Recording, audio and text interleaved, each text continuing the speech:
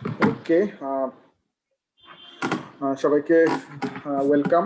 আজকে আমাদের Bangladesh system administrators ফোরামের 7th উইকলি টেকনিক্যাল সেশন। আপনারা জানেন আমরা 23rd এপ্রিল ফ্রাইডে 10 PM থেকে ফার্স্ট সেশন শুরু করেছি। মধ্যে ঈদের দিন ছাড়া আমরা মোটামুটি সব দিন অল উইকস কন্টিনিউ করেছি। আজকে হচ্ছে 7th সেশন। আজকের সেশন হচ্ছে আপনারা জানেন সাবজেক্ট দেখেছেন মেইল সার্ভার সিকিউরিটি অ্যাডমিনিস্ট্রেশন, এবং এটা কন্ডাক্ট করবে হচ্ছে বিকাশ লিমিটেডের head of IT governance Nazmul Karim ভাই। তো আমি ফর্মালি নাজমুল করিম ভাইকে হ্যান্ড ওভার করছি। নাজমুল ভাই, আপনি সংক্ষেপে আপনাকে ইন্ট্রোডিউস করে আপনি আপনার সেশন শুরু করতে পারেন। আমাদের নিয়ম হচ্ছে যেটা আমরা ফলো করার চেষ্টা করি, ফার্স্ট 55 to 60 মিনিটস আপনি সেশন নেবেন। এর মধ্যে ইমার্জেন্সি যদি কারো কোশ্চেন থাকে হ্যান্ড রেজ করতে পারে, অথবা আমরা সাজেস্ট করি আফটার 60 মিনিটস এর পরে 25 থেকে 30 মিনিটের মধ্যে একটা কোশ্চেন কিংবা ওপেন ডিসকাশনে আমরা যাব, হ্যান্ড রেজ করার মাধ্যমে একটা ডিসকাশনে যাব। এটা হচ্ছে আমাদের মোটামুটি নিয়ম। 10টা থেকে 11:30 পর্যন্ত একটা স্লট এর জন্য রাখি, তবে এর মধ্যে সময় কম বেশি হতে পারে। It's up to us or up to you. So Nazmul ভাই, ইউ ক্যান স্টার্ট। ওকে, ধন্যবাদ তানিম ভাই। বিডিসিএফ এর এই আয়োজনে আজকে যারা পার্টিসিপেট করেছেন সবাইকে অভিনন্দন জানাচ্ছি। তো আমি নাজমুল, আমি হেড অফ আইটি গভর্নেন্স হিসেবে আছি বিকাশ লিমিটেডে। প্রায়র টু জয়েন বিকাশ আমি এর আগে অনেক কিছু ব্যাংকে ছিলাম, ব্র্যাক ব্যাংক, মেঘনা ব্যাংক, এই ব্যাংকিং সেক্টরে দীর্ঘদিন আমার হয়েছে। তার আগে আমি সিস্টেম ইন্টিগ্রেটর কোম্পানিতে ছিলাম, টেকভেলি নেটওয়ার্কস। তারপরে আমি একটা আইএসপি তে ছিলাম, অগ্নি systems limited. So that's my career.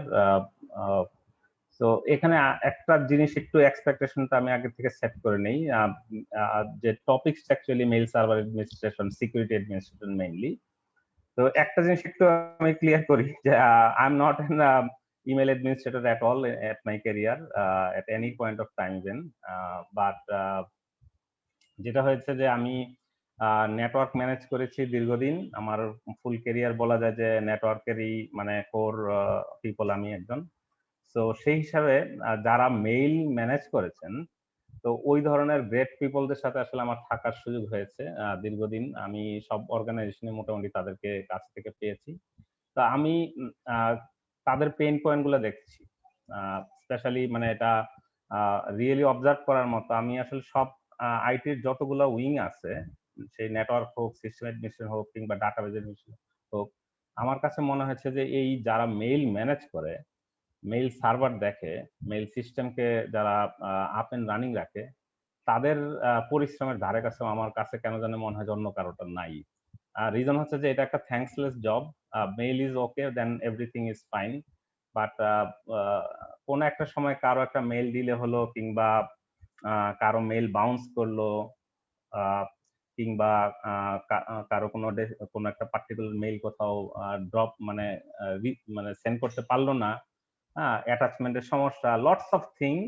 তো এটা আমরা সবাই জানি। তো এই জায়গাটাতে আসলে দেখা যাচ্ছে যে they faced enormous challenges from the user, যে কেন এটা সমস্যা হবে, কেন আমি এটা পারি নাই, কেন এটা দেরি হলো, সো দিস এন্ড দ্যাট।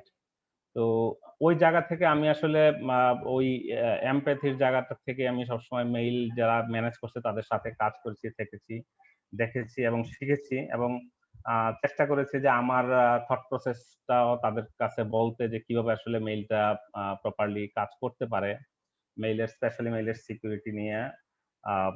এটা নিয়ে আমার দীর্ঘদিন আসলে বিভিন্নভাবে কাজ করেছে। স্পাম মেইল একটা জিনিস আমরা জানি যে সবসময় যে দিস ইজ দ্য একদম বিগিনিং থেকে মেইল যখন আমরা মেইল সিস্টেম আমরা ইউজ করি, তখন থেকে স্পাম একটা সমস্যা। তো স্পাম ঠেকানোর জন্য লটস অফ টেকনোলজি ইউজ হয়েছে একদম মেইল সিস্টেমের গোড়া থেকেই।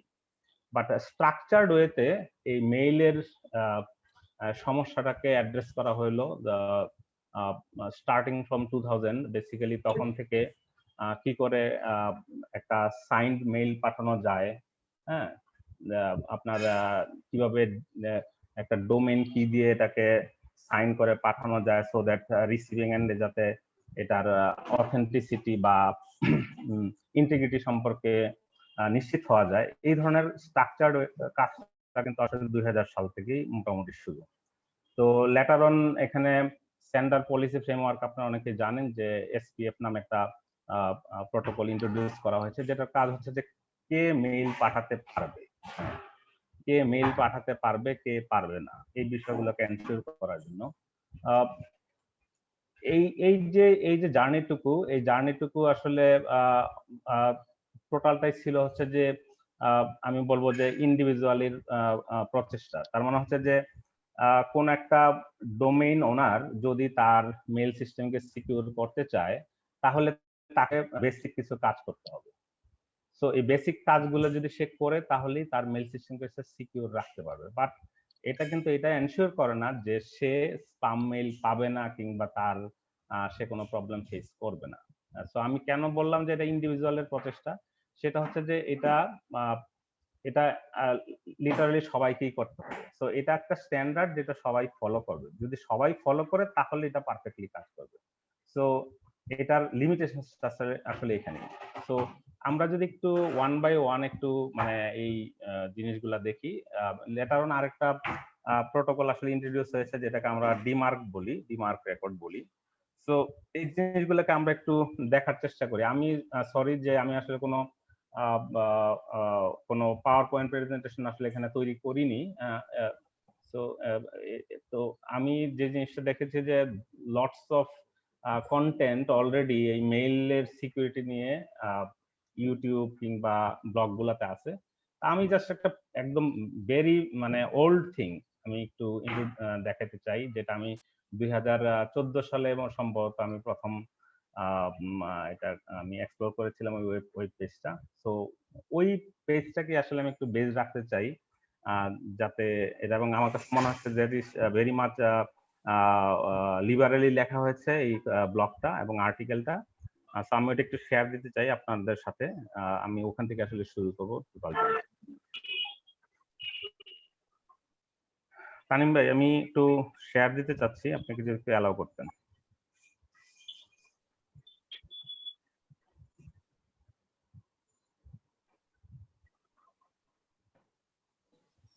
আমি অ্যালাউ করছি অলরেডি। Okay, thank you.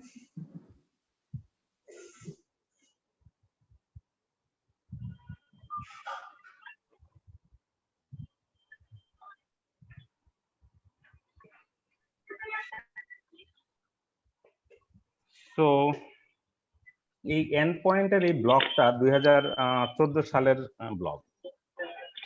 তো আমি আসলে এই রিসেন্ট টাইমে যেটা হয়েছে যে প্রচুর পরিমাণে স্পাম মেইল পাচ্ছিলাম আমাদের সিস্টেমে।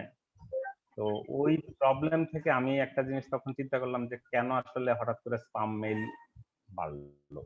কারণ যথেষ্ট সিকিউর মেকানিজম নেওয়া আছে ইমেল গেটওয়েতে, তারপর এটা কেন বাড়লো। তো যে জিনিসটা আমি অবজার্ভ করলাম যে রিসেন্ট টাইমগুলোতে মেইল অ্যাডমিনিস্ট্রেটররা আসলে কিছু প্রবলেম ফেস করতেছিল। তো দেখা যাচ্ছে যে স্প্যামিং এর কন্ট্রোল গুলো যদি খুব বেশি হার্ড থাকে, লটস অফ লেজিটিমেট ডোমেইন থেকে, ইনফ্যাক্ট লেজিটিমেট বলতেছি এই কারণে যে এগুলা বিজনেস কমিউনিকেশন মেইল আছে, তো তারা আসলে তাদের মেইল ডেলিভারি করতে প্রবলেম হচ্ছিল, যে বিকাশে তারা প্রপারলি মেইল পাঠাতে পারছিল। তো রিজন ওই জিনিসটাকে মানে অ্যাড্রেস করতে গিয়ে যে জিনিসটা করা হলো, যে আমরা ওই এসপিএফ চেকিং এবং ডিকেএম চেকিং এর যে স্পাম গেটওয়েতে যে আপনার কন্ট্রোল গুলো আছে, এই কন্ট্রোল গুলো আমরা একটু লুজ করলাম। তো লুজ করার পরে দেন আবার হচ্ছে যে ওই মেলগুলা ডিউলি ডেলিভার হলো। তো তখন আমি যে জিনিসটা অবজার্ভ করলাম যে হঠাৎ করে কেন আসলে এই এই সমস্যাটা ক্রিয়েট হলো। হয়তো আমার ধারণা যে মাস 2020-এর শুরুর দিকে আসলে এতটা প্রবলেম ছিল না। তো রিজন আমার অ্যানালাইসিসে যেটা মনে হয়েছে যে রিসেন্ট টাইমে এই যে কোভিড এর সিচুয়েশনের কারণে প্রচুর ই কমার্স সাইট গড়ে উঠছে, এবং প্রত্যেকেই সামহাট ডিজিটাল স্পেসে তাদের প্রেজেন্স আছে, এবং তাদের কোনো একটা ডোমেইন আছে, তাদের নিজস্ব মেইল সিস্টেম আছে, অথবা তারা কোনো মেইল সার্ভিস প্রোভাইডারের মেইল ইউজ করতেছে, মেইল সিস্টেম ইউজ করতেছে। বাট যে জিনিসটা নোটেবল সেটা হচ্ছে যে তাদের ডোমেইন আছে, তাদের মেইল আছে, সবই আছে, কিন্তু তাদের ডোমেইনের যথেষ্ট সিকিউরিটি আসলে তারা এনশিওর করে নাই। দ্যাট ইজ এই আমি যে 2000 সালের রেফারেন্স দিলাম, 2000 সাল থেকে যে যারা যেসব এন্টারপ্রাইজ গুলো মেইল সিস্টেম ইউজ করে তারা এসপিএফ কিংবা ডিকেএম কিংবা ডিমার্কের মতো টেকনোলজি কিংবা স্পাম ফিল্টার করার যেসব অ্যাডভান্স টেকনোলজি গুলো তারা অ্যাডপ্ট করছে। সো এই 2020-এ এসে এই জিনিসটা আসলে এতটা লুজ হওয়ার কথা ছিল না। বাট নোটেবল হচ্ছে যে এই যারা এই নতুন করে ডিজিটাল স্পেসে ঢুকছে, তো তাদের কাছ থেকে আমি আসলে মোস্ট অফ দ্য চ্যালেঞ্জ দেখতেছিলাম যে তাদের ডোমেইন গুলোকে তারা প্রপারলি সিকিউর করে না। দ্যাট ইজ বিজনেসে নামতে হবে, বিজনেসটাকেই প্রায়োরিটি দেওয়া হয়েছে, কিন্তু এই যে ডোমেইনকে সিকিউর করার যে ব্যাপারটা আছে এই জায়গাটা আসলে তারা আসলে মনোযোগী না, বা তারা কাজ করে না, অথবা তাদের আসলে ওই ধরনের টেকনিক্যাল নলেজ বা স্ট্রেংথ নাই যে এই জিনিসগুলোকে আসলে অ্যাড্রেস করতে পারে। হাউএভার যারা আপনার কোনো মেইল সার্ভিস প্রোভাইডারের হেল্প নিচ্ছে, লাইক গুগলের মেইল ইউজ করতেছে, কিংবা আপনার মাইক্রোসফটের অনলাইন ইউজ করতেছে, কিংবা আরো অনেক আমি দেখেছি, এবং মানে লোকালও আছে অনেক মেইল প্রোভাইডার। তো তাদের কিন্তু ওই মানে কাস্টমারের ডোমেইন গুলাকে সিকিউর করার জন্য যথাযথ মেকানিজম নেওয়ার উপায় কিন্তু ছিল, কিন্তু সেটা আসলে তারা কনফিগার করেনি। That is most of the কেসে আমি দেখি যে কোনো একটা পার্টিকুলার ডোমেইনের এসপিএফ রেকর্ড নাই। বিষয়টা এমন না যে এসপিএফ রেকর্ডটা তারা ভুল করেছে, এসপিএফ রেকর্ড নাই। So SPF record is something যে এটা আসলে এটা ইন্ডিকেট করে যে একটা পার্টিকুলার ডোমেইন থেকে কোন কোন হোস্ট অ্যাকচুয়ালি মেইল সেন্ড করার জন্য পারমিটেড। তো এটা ছিল আসলে এসপিএফ রেকর্ডের মানে মূল বক্তব্য, যে কোন কোন হোস্ট অ্যাকচুয়ালি একটা ডোমেইন থেকে মেইল পাঠাতে পারবে। তো এটা আমরা যেটা করি নরমালি, একটা টিএক্সটি রেকর্ড দেই, যেখানে আমাদের ডোমেইনটাকে আমরা ম্যানেজ করি, যেখানে এ রেকর্ড দেই, যেখানে এমএক্স রেকর্ড দেই, সেখানে অনুরূপ আমরা একটা টেক্সট রেকর্ড দেই, যেটাতে আমরা বলি যে আমাদের কোন কোন আইপি অ্যাড্রেস থেকে অ্যাকচুয়ালি মেইল যাবে। নরমালি আমরা বুঝি যে আমাদের যেগুলা মেইল এক্সচেঞ্জার সিস্টেম আছে, অর্থাৎ এমএক্স বলি আমরা যেগুলোকে, সেগুলো থেকেই মেইলটা যাওয়ার কথা, ঠিক আছে। এর বাইরে আমরা কিছু প্যারামিটার বা কিওয়ার্ড ইউজ করি, যেটা দিয়ে আমরা আসলে একটু স্ট্রিক্ট করতে চাই যে হ্যাঁ এই এই এই আইপি অ্যাড্রেস গুলা বা এই হোস্ট গুলাই শুধু মেইলটা পাঠাতে পারবে, অন্যরা পারবে না, বা অন্য কোনো সিস্টেম থেকে সে পারবে না। তো এজ এ রেজাল্ট যেটা হচ্ছে যে আমি আমার ডোমেইনকে সিকিউর করার জন্য আমি একটা পলিসি বলে দিলাম, কিন্তু যারা রিসিভ করবে তাদের সাইডেও কিছু মানে এখানে ইয়ে আছে, মানে কাজ আছে। সে কাজটা হচ্ছে যে তারা আবার হচ্ছে তাদের মেইল সিস্টেমে এই ধরনের কোনো সিকিউরিটি পলিসি বা কোনো একটা কন্ট্রোল তাদের থাকতে হবে, যেটা দিয়ে তারা আসলে রিসিভিং ডোমেইনের, হ্যাঁ, মানে যাদের থেকে তারা মেইল পাচ্ছে তাদের ডোমেইনের ওই ধরনের সিকিউরিটি কন্ট্রোল গুলা দেওয়া হয়েছে কিনা, এসপিএফ রেকর্ড দেওয়া হয়েছে কিনা, ডিকেএম দেওয়া হয়েছে কিনা, এই জিনিসগুলো তারা চেক করবে। সো এটা কিন্তু আসলে এই কারণেই মানে প্রথম প্রচেষ্টাটা আসলে শুরু হয় ইন্ডিভিজুয়াল দিয়েই, কিন্তু লং রান এটা আসলে একটা কমিউনিটি অ্যাপ্রোচ, যেখানে বোথ সাইড অ্যাকচুয়ালি আপনার মানে কন্ট্রোল থাকতে হবে। দ্যাট ইজ আমি আমার ডোমেইনকে সিকিউর করার জন্য এসপিএফ রেকর্ড দিব, ডিকেএম রেকর্ড দিব, এট দ্য সেম টাইম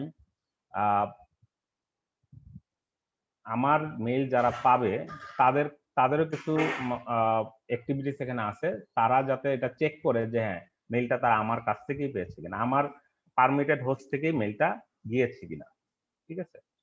তো লেটার অন আমি একটু ডিকেএম এর কথা একটু বলতে চাই। ডিকেএমটা মূলত হচ্ছে যে সামথিং, আমরা এসপিএফ এর কথা বললাম যে কারা মেইলটা পাঠাতে পারবে, কোন কোন হোস্ট মেইল পাঠাতে পারবে, বা কোন কোন আইপি অ্যাড্রেস থেকে মেইল আসতে পারবে, ঠিক আছে।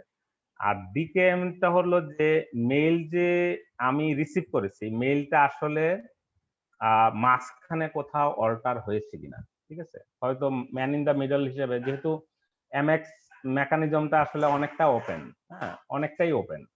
সো মাঝখান থেকে কেউ মেইল ইন্টারসেপ্ট করলো এবং হচ্ছে যে সে হয়তো কোনো ধরনের মডিফিকেশন করলো, হ্যাঁ, মেইলের হেডারে, এই কাজটাকে প্রিভেন্ট করার জন্য বেসিক্যালি এই ডিকেএম প্রটোকলটার মানে ইনোভেশন।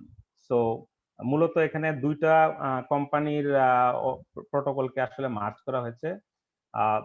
সিসকো আইডেন্টিফাইড মেইল নামে একটা প্রোটোকল ইউজ করতো, আর ইয়াহু আপনার ডোমেন কিজ নামে একটা প্রোটোকল ইউজ করতো।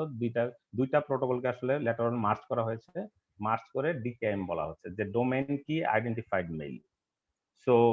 সো এর কাজ হচ্ছে যে নর্মাল যে মেইল হেডার আছে, মেইল হেডারের সাথে একটা এডিশনাল হেডার যোগ করা, যেখানে বলে যে একটা হ্যাশ ভ্যালু থাকবে, যে সেন্ডার যে এটা মেইলটা পাঠাচ্ছে তার প্রাইভেট কি দিয়ে এটা আপনার হ্যাশিং করা থাকে। তো এই প্রাইভেট কির করেসপন্ডেন্স একটা পাবলিক কি, যেটা অ্যাকচুয়ালি আমরা ডিকেএম রেকর্ডে যে ডিএনএস যে রেকর্ডটা দেই, টেক্সট রেকর্ডটা, সেখানে কিন্তু সেই পাবলিক কিটা বলা থাকে। তো যে রিসিভ করে তার কাজ হচ্ছে এই পাবলিক কি দিয়ে এই মেইল হেডারটাকে চেক করা, যে এই মেইলটা আসলে মাঝখানে কোথাও অল্টার হয়েছে কিনা। So this very simple two thing, একটা এসপিএফ এন্ড আরেকটা হচ্ছে ডিকেএম। তো এই দুইটা প্রোটোকলের ইমপ্লিমেন্টেশন লিটারালি যারাই তাদের মেইল ডোমেইনকে সিকিউর করতে চায় তাদেরকে এটা অ্যাডপ্ট করতে হবে। সো এই অ্যাডপ্টেশনটা must. At the same time যারা মেইল রিসিভ করবে তাদের ওখানে অতটুকু সিকিউরিটি কন্ট্রোল অবশ্যই থাকতে হবে যে এই এসপিএফটা যে দেয়া আছে, যেটা পাবলিকলি ডিক্লেয়ার করা আছে, সেখানে যে মেইল হোস্ট গুলা বলা আছে এর বাইরে অন্য কোনো হোস্ট থেকে আসলে মেইলটা আসলো কিনা। সো এই দুইটা চেকিং অ্যাকচুয়ালি মানে ম্যান্ডেটরি রিসিভিং সাইডে। লেটার অন ডিমার্ক নামে যে প্রোটোকলটা আমরা জানি, এটা বেসিক্যালি ওয়ান স্টেপ অ্যাহেড, এবং এটা আসলে এসপিএফ এবং ডিকেএম এর উপরেই কাজ করে। এখানে বেসিক্যালি যে জিনিসটা করা হয়েছে যে অথরাইজেশন চেক করা, এবং যদি এই এসপিএফ এবং ডিকেএম এর পলিসি ফেল করে তাহলে ওই ফেইল্ড মেইলটা নিয়ে অ্যাকচুয়ালি কি করবে এই গাইডেন্সটা দেওয়া। সো এখানেও কাজটা একই রকম অনেকটা, যেভাবে অ্যাকচুয়ালি আমরা এসপিএফ রেকর্ড দেই বা ডিকেএম রেকর্ড দেই, কিংবা এক্স্যাক্টলি সেম ওয়েতে আমরা ডিমার্কের রেকর্ডটাও একটা টেক্সট এন্ট্রি হিসেবে আমাদের ডিএনএস সার্ভারে, অথরিটিভ ডিএনএস সার্ভার আমরা অবশ্যই পুট করব। সেখানে যে জিনিসটা বলা থাকতে পারে সেটা হচ্ছে যে সে আমার মেইলের যে আমার ডোমেইনের মেইল সে চেক করে দেখবে যে আমার এসপিএফ এবং ডিকেএমটা প্রপারলি আছে কিনা, মানে মানা হয়েছে কিনা। যদি মানা হয়ে থাকে তাহলে সে মেইলটা ডেলিভার করবে তার কিছু ক্রাইটেরিয়া অনুযায়ী। সেখানে হতে পারে যে সে সেটাকে, যদি আমরা দেখি যে কোনো কিছু একটা লুজ করছে এখানে কন্ট্রোল, তাহলে সে পলিসিতে বলা থাকবে যে মেইলটাকে সে কি আসলে অ্যাকসেপ্ট করে নিবে এবং নাকি সে রিজেক্ট করবে অথবা কোয়ারেন্টাইন করবে। নরমালি এখানে যেটা হয় যে আপনার তিনটা পলিসির তিনটা ইয়া থাকে, মানে অ্যাকশন আইটেম থাকে। একটা হচ্ছে যে কোনো অ্যাকশন নিবে না, ইনফ্যাক্ট মেইলটা অ্যাকসেপ্ট করে ফেলবে, বাট একটা নোটিফিকেশন পাঠাবে সেন্ডার ডোমেইনকে যে এখানে তোমার এসপিএফ ফেল করেছে কিংবা ডিকেএম ফেল করেছে। অথবা থাকতে পারে যে এই মেসেজটা বা মেইলটা কোয়ারেন্টাইন করবে এবং নোটিফিকেশন পাঠানো হবে। অথবা হতে পারে যে মেইলটা রিজেক্ট করবে এবং নোটিফিকেশন পাঠাবে। তো নোটিফিকেশন পাঠানোর বিষয়টা আসলে ডিফল্ট একটা বিহেভিয়ার ওখানে, কিন্তু সেখানে কোথায় নোটিফিকেশনটা পাঠাবে ওই ডিমার্ক রেকর্ডে সেটা বলে দিতে হবে। তো এখানে মূলত দুইটা ইমেল অ্যাড্রেস দেওয়া হয়। একটা হচ্ছে যে একটা এগ্রিগেটেড রিপোর্ট যাওয়ার জন্য যে যতগুলা মেইল অ্যাকচুয়ালি ফেল করলো সেটার এগেইনস্ট একটা এগ্রিগেটেড রিপোর্ট যাতে সেন্ডারের কাছে পাঠানো যায়। সেন্ডার ডোমেইনের যে আপনার ওনার, তার কাছে পাঠানো হয় স্পেসিফিক মেইলে যে এই মেইলগুলা ফেল করেছে এবং এটা হচ্ছে রিজন। আরেকটা হচ্ছে যে এটার যদি কোনো ফরেনসিক অ্যানালিসিস হয় দেন এই ফরেনসিক রিপোর্টটাও পাঠার একটা মেকানিজম আছে।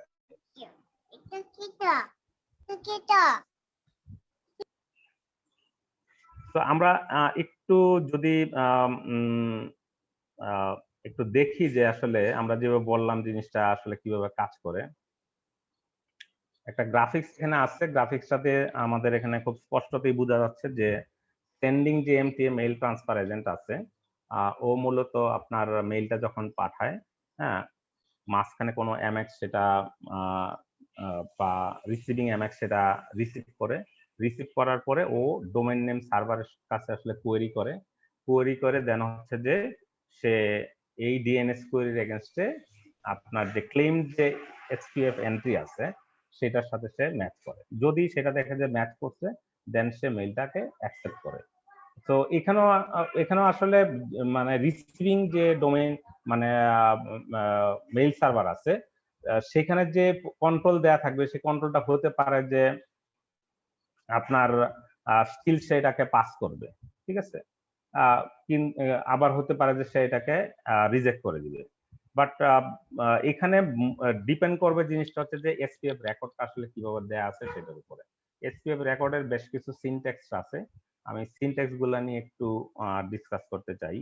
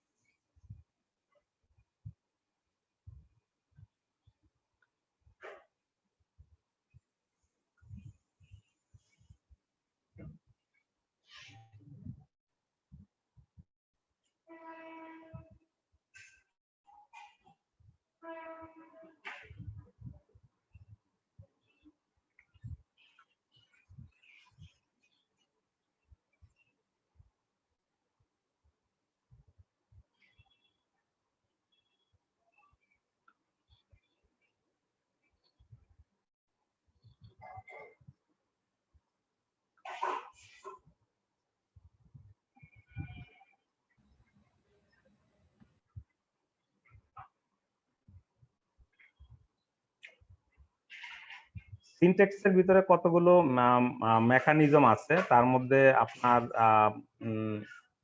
এই এখানে প্লাস সাইন দিয়ে আমরা যে জিনিসটা বুঝাই, যে আমরা যদি একটা ফুল এসপিএফ রেকর্ড দেখি তাহলে জিনিসটা আমাদের জন্য সুবিধা হবে। আমরা জাস্ট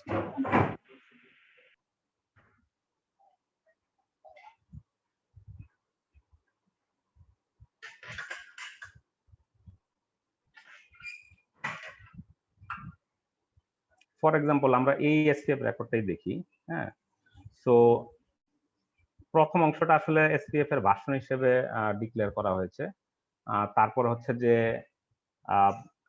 example.com ডোমেইনের ডোমেইন থেকে মেইলটা যাবে এবং হচ্ছে যে এখানে একটা আপনার টিল্ড সাইন ইউজ করা হয়েছে এবং বলা হচ্ছে অল, দ্যাট ইজ যে এইখান থেকে যদি মেইল যায়, হ্যাঁ, সেটাকে সে পাস করবে।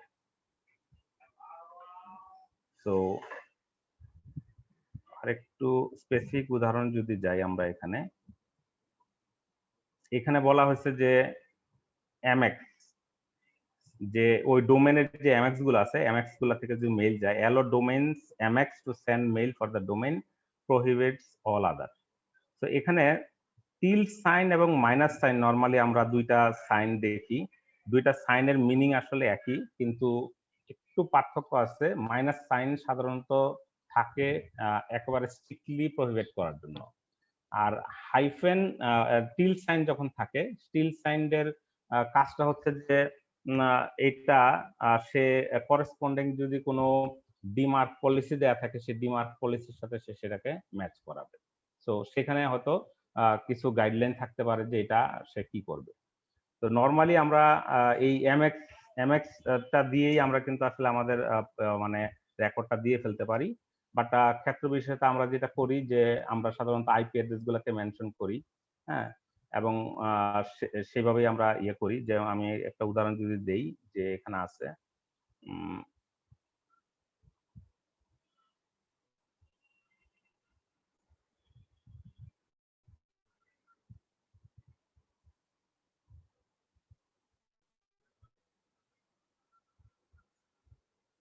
যেমন এখানে আছে আমরা এই যে IPv4 দিয়ে আমরা আইপি অ্যাড্রেসের সেটটা দিয়ে দিতে পারি। এখানে একটা /16 এর সেট দেওয়া হয়েছে, তার মানে হচ্ছে যে এই সাবনেট থেকে এন্টায়ার সাবনেট থেকে যে কোনো আইপি অ্যাড্রেসে এখানে মেইল পাঠাতে পারবে। আর যদি এখানে আমরা কোনো লাস্টে যদি কোনো সিআইডিআর নোটিফিকেশন না দিই, যেটি /16 বা কোনো কিছু যদি মেনশন না করি, তাহলে সেটাকে মিন করবে যে এটা /32, that is individual IP address গুলা। আমি এখানে একটা এই এমএক্স টুলবক্সে একটা আমরা অনেকে ইউজ করি এটা। আমরা জাস্ট একটা লাইভ এন্ট্রি দেখি যে এটা আসলে কিভাবে আমরা এসপিএফ রেকর্ডটা ইউজ করি। আমি সেপারেট এক্সাম্পল আমার নিজের অর্গানাইজেশনের এসপিএফ রেকর্ডটি আমরা চেক করি।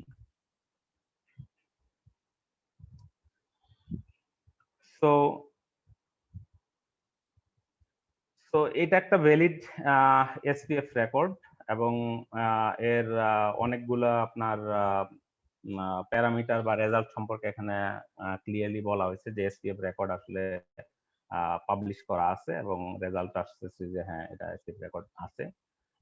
তারপর হচ্ছে সিনট্যাক্স চেক বলা হয়েছে যে সিনট্যাক্স রেকর্ডটা ভ্যালিড আছে। SPF contains characters after all, এখানে বলা হচ্ছে নো আইটেমস আফটার অল। এর মানে হচ্ছে যে খুব স্ট্রিক্টলি বলে দেওয়া আছে হচ্ছে মাইনাস বা হাইফেন অল দিয়ে। এর মিনিং হচ্ছে এটা যে এর বাইরে আর কোনো কিছু না। এখানে কিছু এডিশনাল ক্যারেক্টারও আমরা দেখি। নর্মালি যেটা হয় যে আমরা যদি কোনো মেইল সার্ভিস প্রোভাইডারের বা ক্লাউড সার্ভিস প্রোভাইডারের মেইল সিস্টেম ইউজ করি, নর্মালি তাদের যে ডোমেইনটা আছে সেই ডোমেইনটাকে ইনক্লুড করতে হয়। সো ইনক্লুড কিওয়ার্ড দিয়ে সাধারণত সেই ধরনের ডোমেইনগুলোকে লাইক এখানে আপনার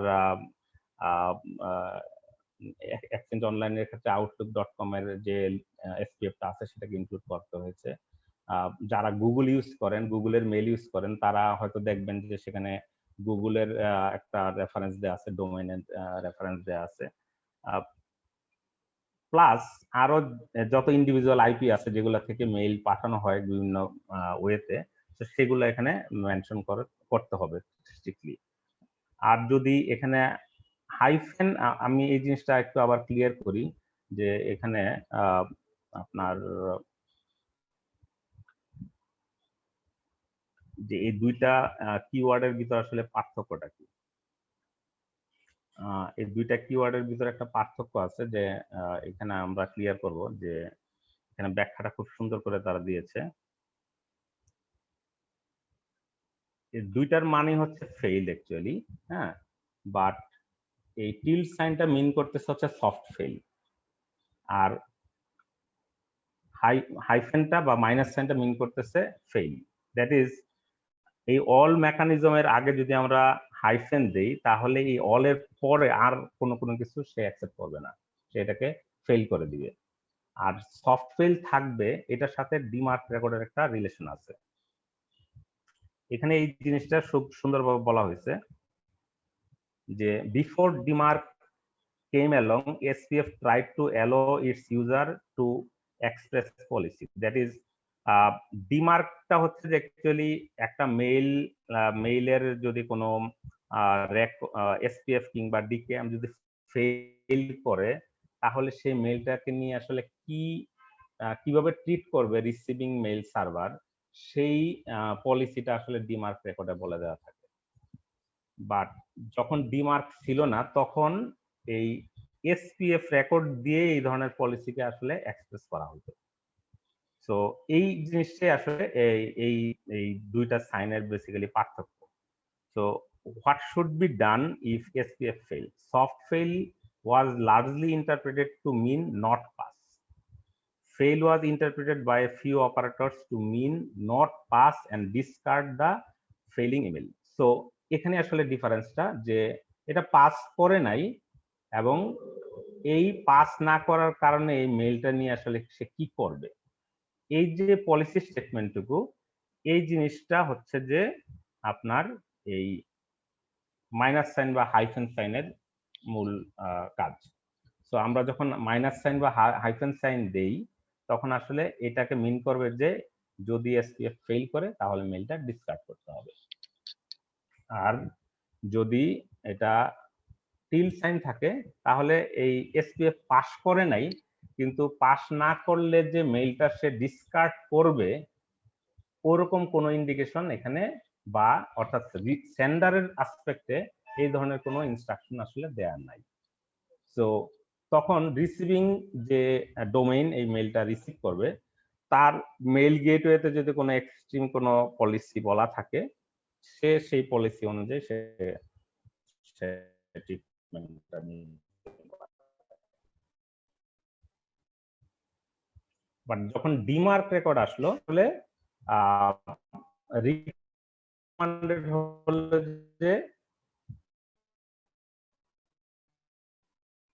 এই সাইনটা ইউজ করা, টিল সাইনটা ইউজ করা, বিকজ ডিমার্ক রেকর্ডে বেসিক্যালি এই যদি মেইলটা যখন যে মেইল চাইলে এটাকে এড়াই যেতে পারে, সে চাইলে সিম্পলি এটাকে কোয়ারেন্টাইন করতে পারে, সে চাইলে এটাকে রিজেক্ট করতে পারে।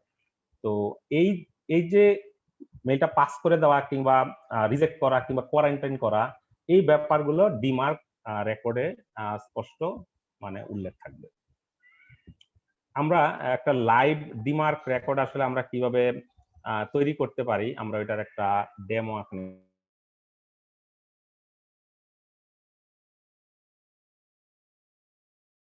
গ্লোবাল সাইবার অ্যালায়েন্স মূলত একটা অর্গানাইজেশন, নন প্রফিট অর্গানাইজেশন যারা বেসিক্যালি ডিমার্ক রেকর্ডের ইমপ্লিমেন্টেশনটা নিয়ে অনেক বেশি কন্ট্রিবিউট করেছে।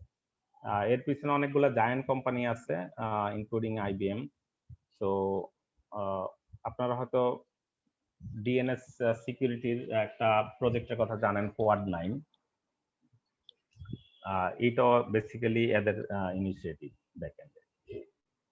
তো আমরা এখন একটা ডিমার্ক রেকর্ড আসলে আমরা কনস্ট্রাক্ট করার চেষ্টা করব, দেখি আমরা কি করতে পারি। সো আমরা জাস্ট এখান থেকে ডিমার্ক রেকর্ডের সেটআপে চলে যাই।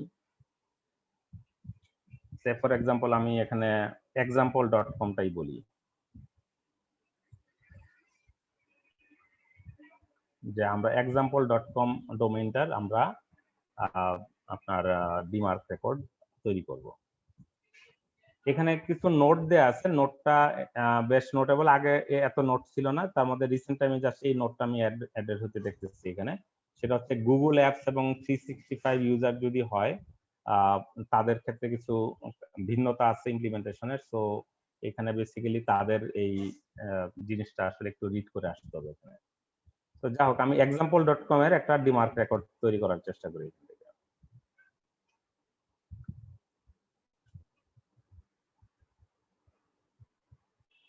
এখানে যে জিনিসটা আছে উল্লেখ করা আছে যে হ্যাঁ এসপিএফ রেকর্ড আছে এটার, আর এটার একটা ডিমার্ক রেকর্ড আমরা তৈরি করব।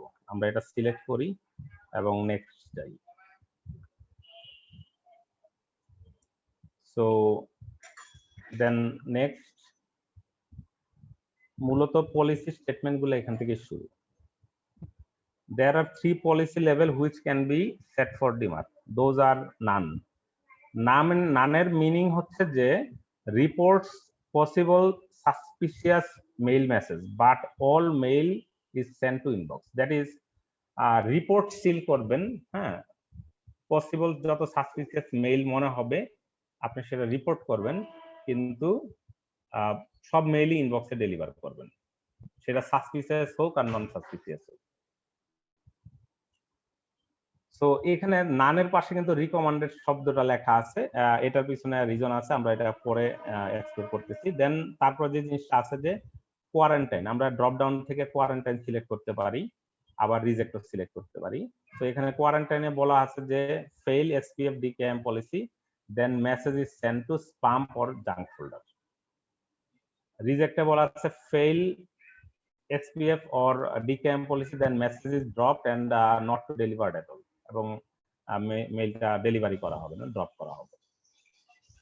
নানটাকে কেন স্ট্রংলি রিকমেন্ড করা হয়েছে এখানে, সেটা হচ্ছে যে ইনিশিয়ালি যখন ডিমার্ক রেকর্ড কেউ কনস্ট্রাক্ট করবে তার ডোমেইনের জন্য, তখন বলা হচ্ছে যে এটা নান সিলেক্ট করার জন্য। রিজন হচ্ছে যে এই সময়ের ভিতরে ডোমেইন অ্যাডমিনিস্ট্রেটর কিংবা মেইল অ্যাডমিনিস্ট্রেটর তার এই যে রিপোর্ট গুলো আসবে, হ্যাঁ, সাসপিসিয়াস মেইলের, এটা দেখে সে যথেষ্ট পরিমাণে অ্যানালাইজ করার সময় পাবে। সে বোঝার চেষ্টা করবে যে অ্যাকচুয়ালি কারা মানে তার অন বিহাফে মেইল পাঠিয়ে দেওয়ার চেষ্টা করতেছে। তো এই জিনিসগুলো তার কাছে ভিজিবল হবে। বাট ফ্যাক্ট হলো যে স্প্যামিং এর পরিমাণ বা ডোমেইন স্পুফিং এর পরিমাণটা আসলে এত বেশি, এবং এখান থেকে যে পরিমাণ মেইল জেনারেট হয়, এই রিপোর্ট মেইল, এটা আসলে হিউম্যানলি ইম্পসিবল টু রিড এবং ম্যানেজ করা। এই জন্য আমি নর্মালি যেটা দেখি যে আসলে মেইল অ্যাডমিনিস্ট্রেটররা এই জিনিসগুলোর প্রতি খুব একটা বেশি কেয়ারফুল থাকে না বা কেয়ার করে না, কারণ অপারেশনাল চ্যালেঞ্জ মিট করে এই এডিশনাল কাজগুলো করাটা ডিফিকাল্ট হয়ে যায়। তো এটা আসলে লিটারালি ইম্পসিবল, এবং এই ব্লকটাতেও, এই গ্লোবাল সাইবার গ্লোবালেন্সের ইয়াটাতেও, আর্টিকেল গুলাতেও কিন্তু এই ইন্ডিকেশনটা দেওয়া হয়েছে যে এটা আসলে হিউম্যানলি পসিবল না। তো অল্টারনেট যেটা হচ্ছে যে আসলে এই ধরনের মানে রিপোর্ট গুলাকে অ্যানালাইজ করার জন্য কোনো কমার্শিয়াল সলিউশনে যাওয়া, এটাই সবাই সাজেস্ট করছে। আমরা ফর এক্সাম্পল আমরা কোন একটা করে নান অথবা কথার কথা আমরা কোয়ারেন্টাইনেই সিলেক্ট করে আমরা নেক্সটে যাই। দেন এখানে যে জিনিসটা বলা আছে, where should aggregate reports to be sent, this is an optional but strongly recommended and will ROA tag to the policy. So এখানে জাস্ট হচ্ছে একটা ইমেল অ্যাড্রেস দিতে হবে, একটা, দুইটা, তিনটা, বা এরপরে যদি একাধিক লাগে আরো দেওয়া যাবে এখানে, ঠিক আছে? তো আমি ফর এক্সাম্পল আমি একটা ইমেল অ্যাড্রেস এখানে দেই, roa@example.com, একটা ইমেল অ্যাড্রেস আমি করলাম। দেন এখানে আরেকটা কন্ট্রোল আমাদেরকে দিতে হবে যে where should forensic report to be Saint.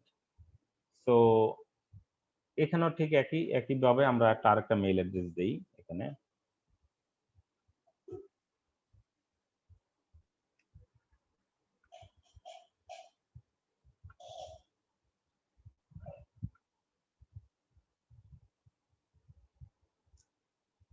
Next যে জিনিসটা আসছে, এখানে যে জিনিসটা বলা হয়েছে যে ডিমার্ক পলিসি ফর সাবডোমেইনস। সো সাবডোমেইন লেভেলে যদি ডিমার্ক পলিসি কোনো কিছু সেট করতে হয়, সেটা এখানে বলতে হবে। This will define the policy level for subdomains of your organization domain. If this tag is not present, then policy will follow the policy for top level domain, which was defined in the first step. So যদি আমরা এখানে কোনো কিছু select না করি, হ্যাঁ, দেন এটা হচ্ছে যে টপ লেভেল ডোমেইনের জন্য শুধুমাত্র পলিসিটা কাজ করবে, আর রেস্ট অফ দ্য থিংস এখানে ইগনোর হবে। তো এখানেও মানে তিনটা অপশন আছে, quarantine, reject, that is say for example যদি এই example.com এর কোন একটা সাবডোমেইন থাকে, কথার কথা tenant1.example.com, আমি একটা example.com অর্গানাইজেশনের ভিতরে আমি একটা টেনেন্ট আমি তৈরি করলাম, যে টেনেন্ট হচ্ছে যে একটু সেপারেটলি অপারেট করে। সো তাদের মেইলের জন্য আমরা একটা ডোমেইন করলাম যে tenant1.example.com। এখন যদি tenant1.example.com এর আন্ডারে কোনো মেইল সিস্টেম থাকে, সেটা যদি ডিমার্ক পলিসিতে আমরা আনতে চাই, ডেফিনেটলি আমাদেরকে এই জিনিসটা মানে করতে হবে, এগ্রি করতে হবে, মেনশন করতে হবে। তো এখানে যে পলিসি স্টেটমেন্টে সিম্পলি যে জিনিসটা বলা আছে যে no action taken but recorded in the DMARC report. Then হচ্ছে যে quarantine, mail message mark as spam, reject, message is deleted. It is recommended to set this none if you have multiple subdomains. It is best to set up separate demarc policy for each subdomain until all subdomains are compliant with demarc policy. However, if no subdomain exists, then recommended is to use reject. So যদি আসলে example.com ডোমেইনের আন্ডারে যদি আলাদা কোনো subdomain না থাকে, তাহলে এটা রিজেক্ট কিওয়ার্ডটা ইউজ করাটা এখানে মানে যুক্তিযুক্ত। আর যদি পসিবিলিটি থাকে ইন ফিউচার কিংবা যদি এখানে কোনো মানে কোনো কনফিউশন থাকে তাহলে অ্যাকচুয়ালি নান কিওয়ার্ডটা ইউজ করাটাই উচিত। সো লেটস আমরা ধরে নিলাম যে আমাদের অন্য কোনো নাই, আমরা রিজেক্ট কিওয়ার্ডটা দিয়ে এখানে প্রসিড করি। এখানে আরো কিছু অপশনাল সেটিংস আছে। অপশনাল সেটিংস গুলো হচ্ছে যে আপনার 3টা কোশ্চেন এখানে আছে। when should the error reports be generated? Error রিপোর্টটা কখন জেনারেট করা হবে? ডিফল্ট হচ্ছে 0, যেটা অ্যাকচুয়ালি যেটা মিন করে যে generates reports to sending empty if all underlying checks fail. That is দুইটা চেক অ্যাকচুয়ালি আছে ডিমার্ক পলিসিতে, একটা হচ্ছে যে এসপিএফ আর একটা হচ্ছে ডিকেএম। এটা আমরা অলরেডি মানে এই জিনিসটা থেকে আমরা জানি। সো এখানে বলছে যে রিপোর্ট তখনই জেনারেট হবে যদি সবকটা আন্ডারলাইং চেক ফেল হয়। আদার্স যেসব ভ্যালুগুলো আছে 1 সিলেক্ট করলে আমরা যেটা পাবো যে কোনো একটা, আমার এসপিএফ ফেল করতে পারে অথবা ডিকেএম ফেল করতে পারে, আমার রিপোর্ট জেনারেট হবে। দেন হচ্ছে যে ডি তে বলা আছে generate report if DKM check fail, S হলে generate report if SPF check is fail. So this are the options আমাদের এখানে চুজ করার আছে। 0 থাকলে সাধারণত যে কোনো একটা মানে যদি সবকটা ফেল করে তাহলেই শুধু রিপোর্টটা জেনারেট হবে, আদারওয়াইজ না। সো এখানে হয়তো কোনো ডোমেইন ওনার চাইবে যে যারা তার ডোমেইনটাকে স্পুফ করার চেষ্টা করতেছে তারা আসলে কি কোনো ফর্জড ডিকেএম ইউজ করতেছে নাকি কোনো ফলস কোনো সেন্ডার এমটি ইউজ করতেছে। সো তারা হয়তো এই জিনিসগুলোর সিগ্রিগেশন চাইতে পারে। সো ইন দ্যাট কেস আমাদেরকে আসলে অ্যাকর্ডিংলি নিতে হবে, অ্যাকশন নিতে হবে। 1 সিলেক্ট করতে পারি, ডি অথবা এস, হোয়াটএভার।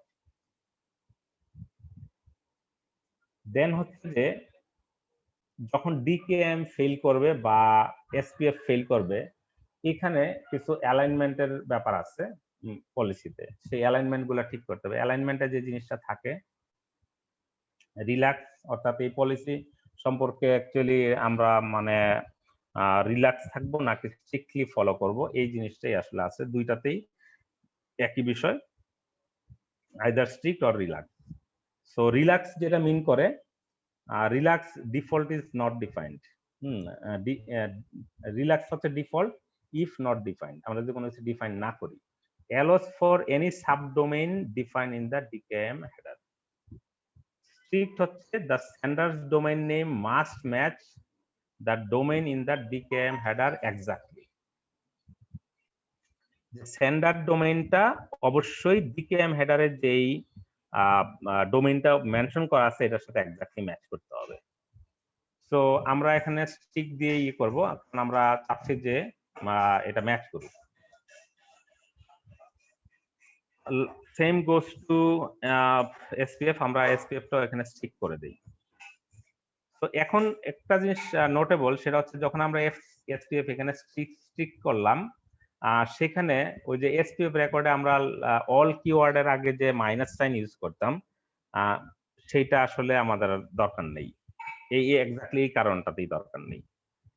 এখানে রিল্যাক্সে যেটা বলছে default if not defined allows for any subdomain, আর এস বলা হচ্ছে যে the organization domain name in the mail from command in XMTP and the from header, that is যে মেইলটা যেখান থেকে আসলো, এই এসএমটিপি যেখান থেকে রিসিভ করলো সেই সেন্ডার এবং হচ্ছে যে হেডারে যে সেন্ডারের উল্লেখ আছে এটা মাস্ট ম্যাচ করতে হবে।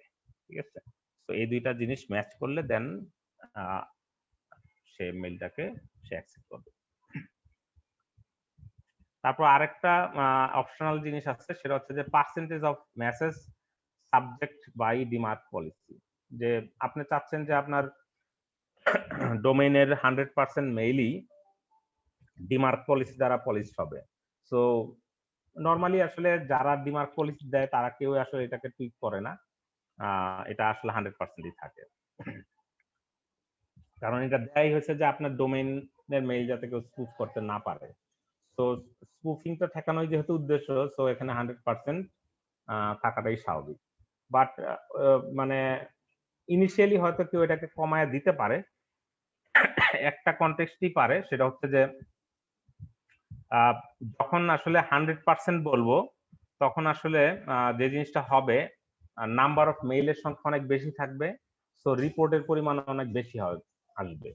তো রিপোর্টটাকে আসলে হ্যান্ডেল করার জন্য, রিপোর্টের অ্যানালাইসিসটাকে প্রপারলি বা ম্যানুয়ালি বুঝার জন্য অনেক সময় হতে পারে যে আমরা এই জায়গাটা একটা ইয়ে করতে পারি যে আমরা পার্সেন্টের পরিমাণ কম দিলাম, সো দ্যাট অল্প কিছু মেইল হয়তো তারা চেক করবে এবং রিপোর্টের পরিমাণটা অল্প আসবে।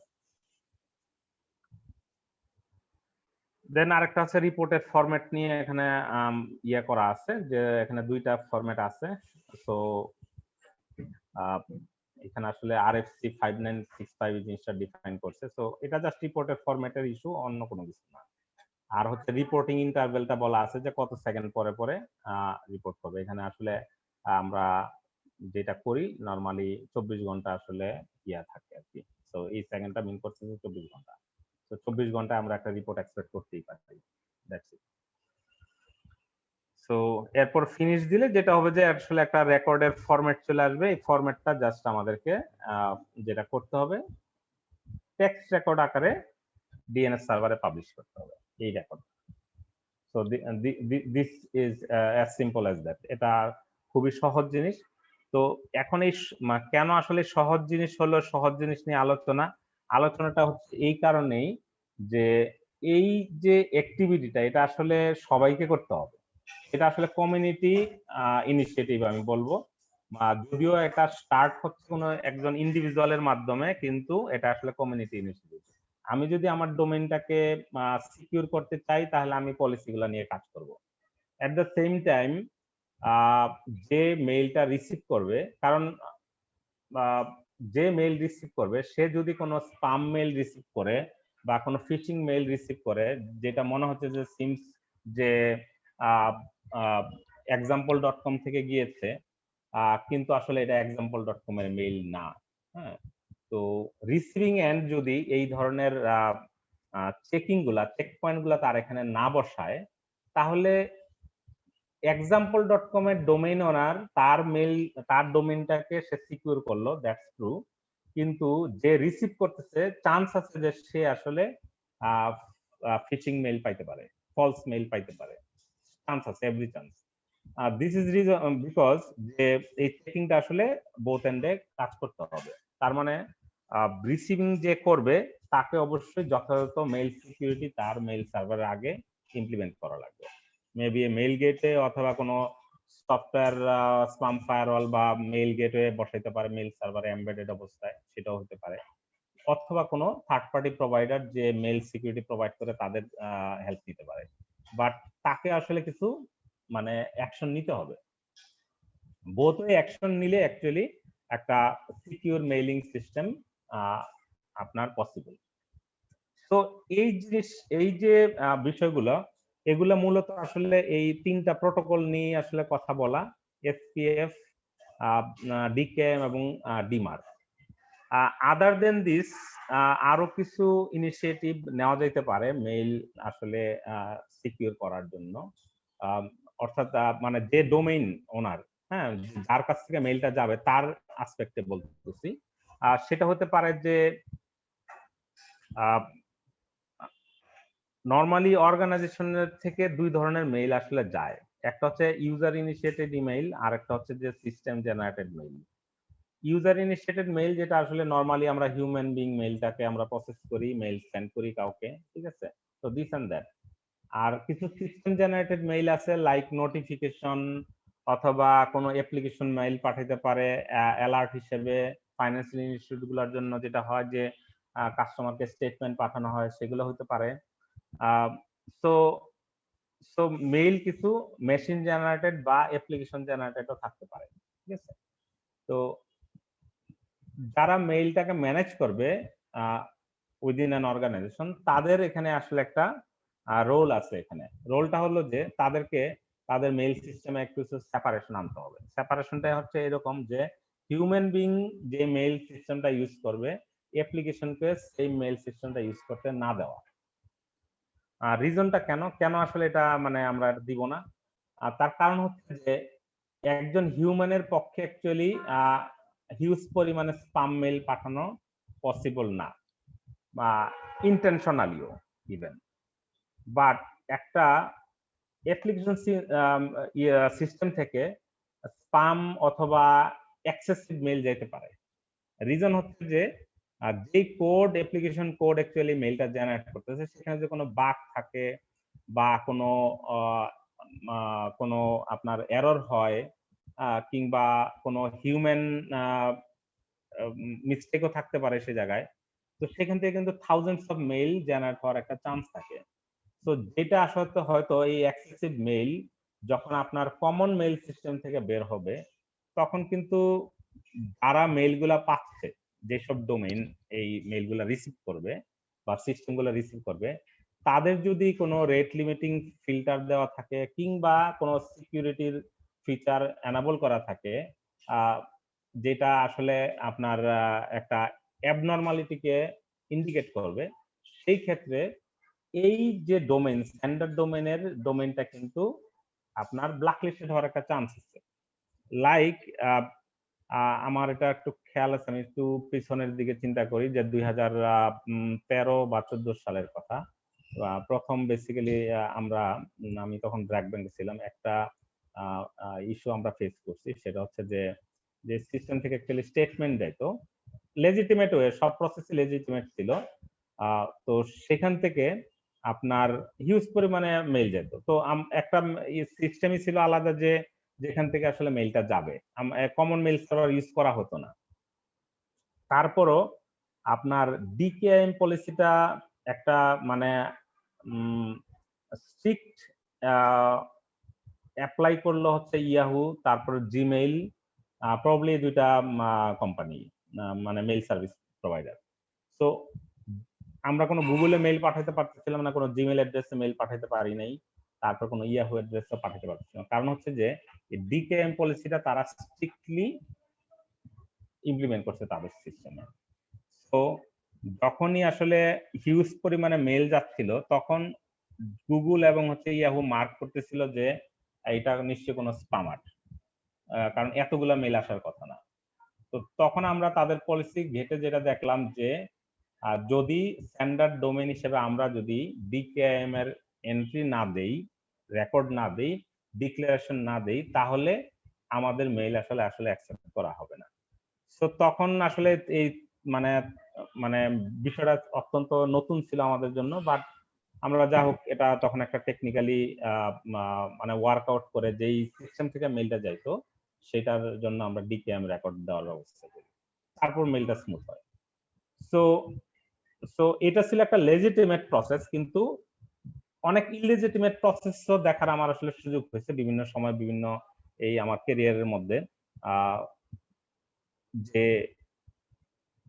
যে অ্যাপ্লিকেশন থেকে মেইলটা আসলে জেনারেট হয়, এখানে আসলে কোনো বাগ ছিল, সেটার কারণে thousands of mail, 10,000 or more মেইলও even within a short period mail system থেকে বের হয়ে গেছে। তো এরপরের যে কনসিকুয়েন্সটা, সেই কনসিকুয়েন্সটা হচ্ছে যে মেইল সার্ভার আইপিটা ব্ল্যাকলিস্ট হয়ে গেছে। আলটিমেটলি ইউজারদের ইম্পর্টেন্ট মেইল তখন কিন্তু মেইল সার্ভিস কিন্তু হ্যাম্পার্ড হচ্ছে। তো এইটা একবার না, আমি অসংখ্যবার আমি এই জিনিসটা আমার নোটিসে আসছে। তো ওই এক্সপেরিয়েন্স থেকে বলতেছি যে এন্টারপ্রাইজের মেইল সিস্টেম আসলে অ্যাপ্লিকেশন এবং ইউজারের জন্য সেপারেট রাখা উচিত। এটা গেল একটা বিষয়। সেকেন্ড আরেকটা জিনিস যেটা আসে সেটা হচ্ছে যে আমরা অনেকই সময় যে জিনিসটাকে ভাবি আসলে সিকিউরিটির কনটেক্সটে, সেটা হচ্ছে যে ইনসাইডে সবকিছু ওকে আছে, আউটসাইড থেকে শুধু আমার অ্যাটাক আসতে পারে। সো আমরা মেইল গেটওয়ে যারা সিকিউর মেইল গেটওয়ে যারা কনফিগার করি বা ম্যানেজ করি, তারা নরমালি যেটা হয় যে ইনকামিং মেইলগুলোকে আমরা আসলে আমাদের মেইল গেটওয়ের ভিতর দিয়ে নিয়ে যাই, দ্যাট ইজ স্পাম গেটওয়ের ভিতর দিয়ে নিয়ে যাই। হ্যাঁ, বাট যেটা আউটগোয়িং মেইল সেটাকে আসলে আমরা ডিরেক্টলি ছেড়ে দিই, মেইল সার্ভার থেকে ডিরেক্টলি ইন্টারনেটে আমরা থ্রো করে দিই। এখানেও কিন্তু একই চ্যালেঞ্জ আসে, সেটা হচ্ছে যে আমি যদি আমার স্পাম গেটওয়ে দিয়ে মেলটাকে বের করি, হ্যাঁ, ইন এবং আউট দুইটার ক্ষেত্রেই, তাহলে বেসিক্যালি স্পামিং এর একটা ফিল্টার আমার এজেই কিন্তু হয়ে যাবে, স্পেশালি আউটগোয়িং মেলের জন্য। আমি যেটার উদ্দেশ্যে আসলে বলা আর কি, যে আউটগোয়িং মেল গুলোকে স্পাম গেটওয়ের ভিতর দিয়ে নেওয়াটা জরুরি। প্রথম যে উদাহরণটা দিলাম যে হিউজ পরিমাণে মেল বের হয়ে গেছে, এক্স্যাক্টলি ওই জিনিসটা কিন্তু এই কন্ট্রোল দ্বারা মানে ঠেকানো সম্ভব। দ্যাট ইজ, আমার যদি মেল গেটওয়েতে স্পাম গেটওয়েতে কোনো একটা রেট লিমিটিং থাকে যে এত বেশি মেল পাঠানো যাবে না, তাহলে কিন্তু ওই প্রথম যে কেসটা কথা বললাম সেই কেসটা কিন্তু এখানে ফিল্টার আউট হয়ে যাচ্ছে। তারপর আরেকটা কেস যেটা, যে কারণে আসলে এরকম মেইল আসতে পারে, অনেক সময় একটা লেজিটিমেট অর্গানাইজেশন থেকে, আমি নাম উল্লেখ করব না, খুব সেন্সিটিভ একটা অর্গানাইজেশনের মেইল মোটামুটি ওই ইন্ডাস্ট্রির সবাই পেয়েছে। হ্যাঁ, সো সো এই মেইলটা আসার পরে দেন আমরা সবাই মানে মেইলের ধরন দেখে বুঝলাম যে এটা আসলে স্বাভাবিক না, কিন্তু আমরা যখন ওই অর্গানাইজেশনে কন্ট্যাক্ট করলাম, তো তারা বলে যে না, তার ইউজারের কাছ থেকে কোনো মেইল যায়নি। তো বাট মেইল হেডার অ্যানালাইসিস করে আমাদের কাছে যথেষ্ট প্রুফ ছিল যে মেইলটা এক্স্যাক্টলি পার্টিকুলার কোন ইউজারের মেশিন থেকে আসছে সেটা পিন পয়েন্ট করা গেছে, কিন্তু তারা বলছে যে তারা এটা দেয়নি। বাট মেইলটা দেখে কিন্তু এটা মনে হচ্ছে যে এটা আসলে ইউজারের ইনিশিয়েটেড মেইল না। দিস ইজ সামথিং যে এই ইউজারের মেশিনে কোনো ম্যালওয়্যার কিংবা কোনো সফিস্টিকেটেড পিস অফ সফটওয়্যার আছে, যে হয়তো এই ইউজারের মেইলটাকে ইউজ করছে এই মেইলটা সেন্ড করার জন্য। এই ইন্ডিকেশনটা ওখানে ছিল। তো তার মানে হচ্ছে যে আমরা যে ভাবতেছি যে অন্যরা আমাকে স্পাম দিয়ে ভরায় ফেলবে, আমিও কিন্তু আসলে তার বাইরের না, আমিও অনেককে স্পাম দিয়ে ভরায় ফেলতেছি। সো সো উচিত হচ্ছে যে বোথ ইনকামিং এন্ড আউটগোয়িং দুই ধরনের মেলকেই কিন্তু আপনার স্পাম গেটের ভিতর দিয়ে নেওয়া উচিত, তাহলে আমার ডোমেনটা অ্যাটলিস্ট সিকিউর থাকবে। তারপর আরো একটা ইউজ কেস বা সিনারিও যদি আমি বলি, আমরা যারা আসলে ওই সার্ভিস প্রোভাইডারের সিস্টেম ইউজ করি, হ্যাঁ, তো এখানে রিসেন্ট টাইমে আমার কাছে একজন একটা কোয়েরি করছিলেন। তো তার একটা বড় রকমের ঝামেলা হয়েছে যে তার মেল সার্ভার তো আটকাইছেই, তার মেল সার্ভার যে আইপি ব্লকে, তার এন্টায়ার আইপি ব্লকটা অ্যাকচুয়ালি ব্ল্যাকলিস্ট করে দেওয়া হয়েছে। তো এবং তার ওই ব্ল্যাকলিস্টে মোটামুটি 7 দিন পার হয়ে গেছে, তখন সে আসলে ছুটাইতে পারেনি এবং এটা নিয়ে সে খুব সাফারিংসে আছে। তো ইম্পর্টেন্ট কিছু মানে অর্গানাইজেশনের সাথে সে কন্ট্যাক্ট করছিল যে কোনোভাবে তার মেইল অ্যাড্রেসটাকে মানে মেইলের সিস্টেম আইপিটাকে হোয়াইট লিস্ট করে দেওয়া যায় কিনা। তো সে কিছুটা করাইতে পারছে, কিন্তু পার্টিকুলার কোন একটা অর্গানাইজেশন থেকে সে একদম ফুললি রিজেক্ট হয়ে আসছে যে না, তোমার আইপি যেহেতু ব্ল্যাকলিস্টেড, তো আমরা এটা তোমাকে হোয়াইট লিস্ট করবো না। তো এটা আর একটা সিনারিও যে এই কমিউনিটিতে আসলে এই জিনিসগুলো নিয়ে ডিসকাস করা এই কারণেই যে এটা আসলে একটা বিহেভিয়ার আমার মনে হয় আমাদের অ্যাভয়েড করা উচিত। তো বিপদে যে কেউই পড়তে পারে। তা আমি যদি আজকে বলি যে না, আমি এক্সওয়াইজেড এর মেইল আমি অ্যালাউ করবোই না, ঠিক আছে, বিং যে ওইখান থেকে আমার সাথে কন্ট্যাক্ট করা হয়েছে যে যে না, তার এটা সে হয়তো কোনো একটা ঝামেলা আছে, তার এই লেজিটিমেট মেইলটা যাতে ছেড়ে দেওয়া হয়। আমরা আসলে অতখানি আমার মনে হয় যে আমাদের সিম্প্যাথি থাকা উচিত এই জিনিসগুলো যাতে আমরা আবার ওইভাবেই টেক কেয়ার করি, যে এই ধরনের যদি কেস আসে, হ্যাঁ হতে পারে যে কেউ হয়তো এসপিএফ রেকর্ড দেয় নাই বা ডিকেএম রেকর্ড দেয় নাই, নাই, তো আমি যদি জাস্ট সেই কারণে তার মেইলটা একদম পিওরলি ব্লক করে রাখি, এটা আসলে উচিত হবে না। তো এই জায়গাটাতে আসলে একজন আরেকজনকে হেল্প করাটা আসলে উচিত। এক্স্যাক্টলি এই কাজটা রিসেন্ট টাইমে আমরা এই ইনিশিয়েটিভটি আসলে আমি যে শুরুতে বললাম যে এই 2020 সালের শুরুতে আসলে এতটা স্প্যাম ছিল না, বাট এই কোভিড এর সিচুয়েশনে যে রাইজিংটা, এই রাইজিংটার কারণে আমরা কিছু এডিশনাল মানে কন্ট্রোল অ্যাপ্লাই করেছি, মানে স্ট্রিক্ট করেছি ইনফ্যাক্ট এই ডিকেএম চেকিং এর এবং হচ্ছে যে এসপিএফ চেকিং এর। বাট আমরা ওই প্রত্যেকের সাথে কন্ট্যাক্ট করে কিন্তু তাদেরকে ওই হেল্পটুকু করতেছি যে আপনার রেকর্ডটা দেন, আমরা মেইলটা আপাতত হোয়াইট লিস্ট করে দিচ্ছি বা পাস করে দিচ্ছি ডিজায়ার্ড ইউজারের কাছে। সো এই ইনিশিয়েটিভে আমরা দেখছি বেশ ইমপ্রুভমেন্ট আসছে। বেশ কিছু অর্গানাইজেশন তাদের এই জায়গাটুকু ইমপ্রুভ করছে। তো সো এটা হচ্ছে যে আসলে বোথ সাইডে ইয়ে থাকতে হবে আর কি, মানে ইনিশিয়েটিভ থাকতে হবে। এক হচ্ছে যে আমি যেমন আমার ডোমেইনকে সিকিউর করার চেষ্টা করব, আমার কাছে যারা পাঠাচ্ছে মেইল তাদের ডোমেইনটাও যাতে সিকিউর থাকে, এটাও আমাদের আসলে চেষ্টা করতে হবে। বাট এই কাজটা আসলে অনেক মানে টিডিয়াস। কেন আসলে লোকজন এগুলা করে না, তার পিছনে রিজন হচ্ছে যে এটা আসলে একটা টিডিয়াস ওয়ার্ক।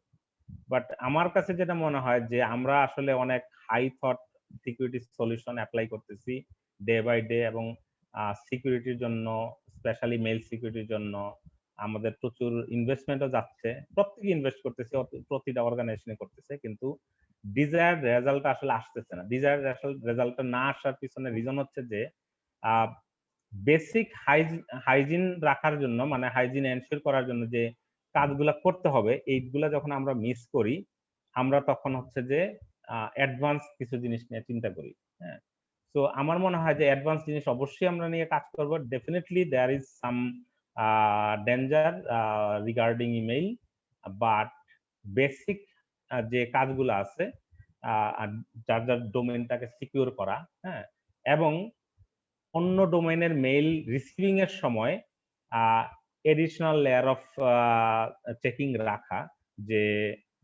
যাতে আমরা ওইভাবে চেক ব্যাক করে মেইলগুলোকে এন্টার করি আমাদের সিস্টেমে। এট দ্য সেম টাইম আমরা যাতে কমিউনিটির সাথে আসলে ওই রিলেশনটা রাখি, যে যেই ডোমেইন থেকে আসলো আমাদের আমরা রিচ করার চেষ্টা করি যে তারা কেন তাদের এসপিএফ রেকর্ডটা ঠিক মতো হয় নাই, কিংবা তাদের ডিকেএমটা তারা কেন ইমপ্লিমেন্ট করতেছে না। ঠিক আছে, তো এটাতে আসলে একটা কমিউনিটি এফোর্ট দরকার। তো এই রিজনে আসলে আমি, মানে আমার মনে হয় যে আমি গত সপ্তাহ দুয়েক আগে পারভেজকে ফোন দিয়েছিলাম যে পারভেজ, আমি বিডির সাথে কিছু বলতে চাই এই বিষয়টা নিয়ে, যে আমি আসলে অনেক স্প্যাম নিয়ে আসলে একটু মানে ঝামেলার মধ্যে আছি। তো এবং এই ঝামেলাটা আমার মনে হয় যে সবাই আছে আলটিমেটলি, আমি একা না শুধু। এবং এটা আসলে আমরা কিভাবে একটু মানে এটা নিয়ে কথা বলতে পারি। তো মূলত অ্যাওয়ারনেস নিয়ে আসলে এই এই এই জিনিসটা নিয়ে আসা আর কি। আমি জানি না যে আমি আসলে কতটুকু ভালোভাবে বলতে পারলাম। হয়তো অনেক ভুলভ্রান্তি থাকতে পারে। আমি প্রথমেই বলে নিচ্ছি যে আমি আসলে কখনোই মেইল সিস্টেম ম্যানেজ করি নাই, বাট মেইল সিস্টেম যারা ম্যানেজ করছে আমি তাদের সাথে কাজ করছি অনেক। তাদের মেইলের সিকিউরিটি নিয়ে, স্পেশালি এসপিএফ, তারপর হচ্ছে ডিকেএম, এই জিনিসগুলো নিয়ে আমার অনেক কাজ করার সুযোগ হয়েছে অনেক গ্রেট মেইল অ্যাডমিনিস্ট্রেটরদের সাথে থেকে। তো ওই কনটেক্সটে আসলে এই জিনিসগুলো বলা। এর বাইরে আমি আরো রিসেন্ট টাইমের কিছু মেইল নিয়ে, স্পেশালি মেইল এক্সেল সার্ভারের ভালনারেবিলিটিস নিয়ে আমি কিছু কথা বলতে চাই। সেটা হচ্ছে যে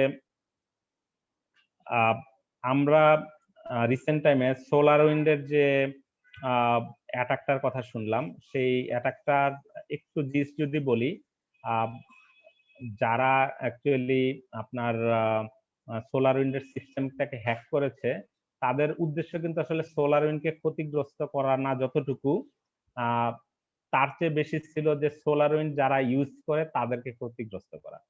সো সামহাউ ওই হ্যাকাররা সোলারউইন্ডের যে কোড বেজ আছে, কোড বেজকে অল্টার করতে পেরেছে। সামহাউ তারা হ্যাক করে।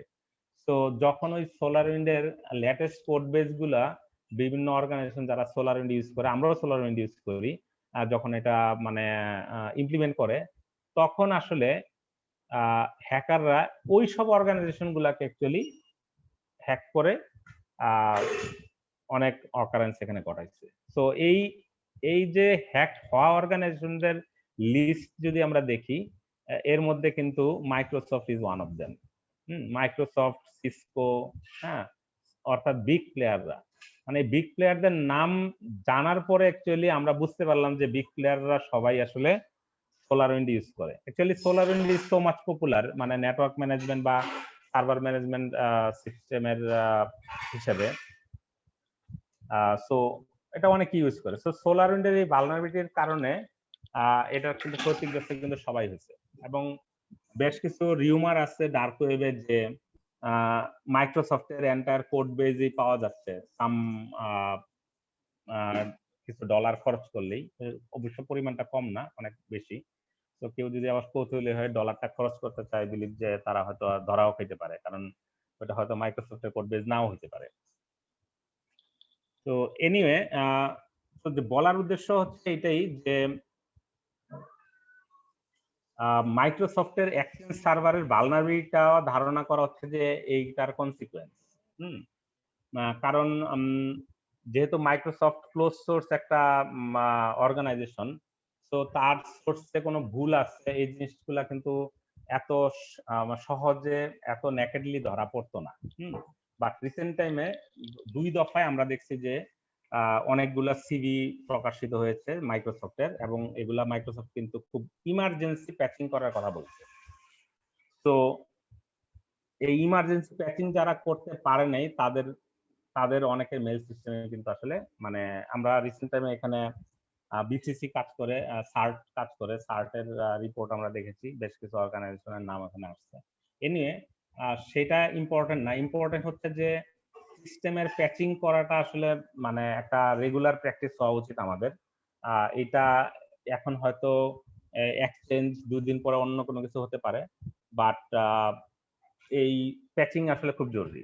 বাট মেইল অ্যাডমিনিস্ট্রেটরদের জন্য এই ইমেল সিস্টেম প্যাচিং আসলে খুব চ্যালেঞ্জিং একটা বিষয়, রিয়েলি চ্যালেঞ্জিং। এর কারণ হচ্ছে যে এক, মেইল সিস্টেম অনেক মানে হেভি ওয়েট, ডেটা থাকে প্রচুর, এটা একটা ব্যাপার। সেকেন্ড হচ্ছে যে the way actually mail system developed, হ্যাঁ, তো এখানে কিছু মডার্নাইজেশন আনা দরকার বা উচিত আমি মনে করি। আমি অ্যাটলিস্ট 2017-র আগ পর্যন্ত আমি অতটা দেখি নাই যে ভার্চুয়ালাইজেশনের ইউজটা খুব বেশি হয়েছে।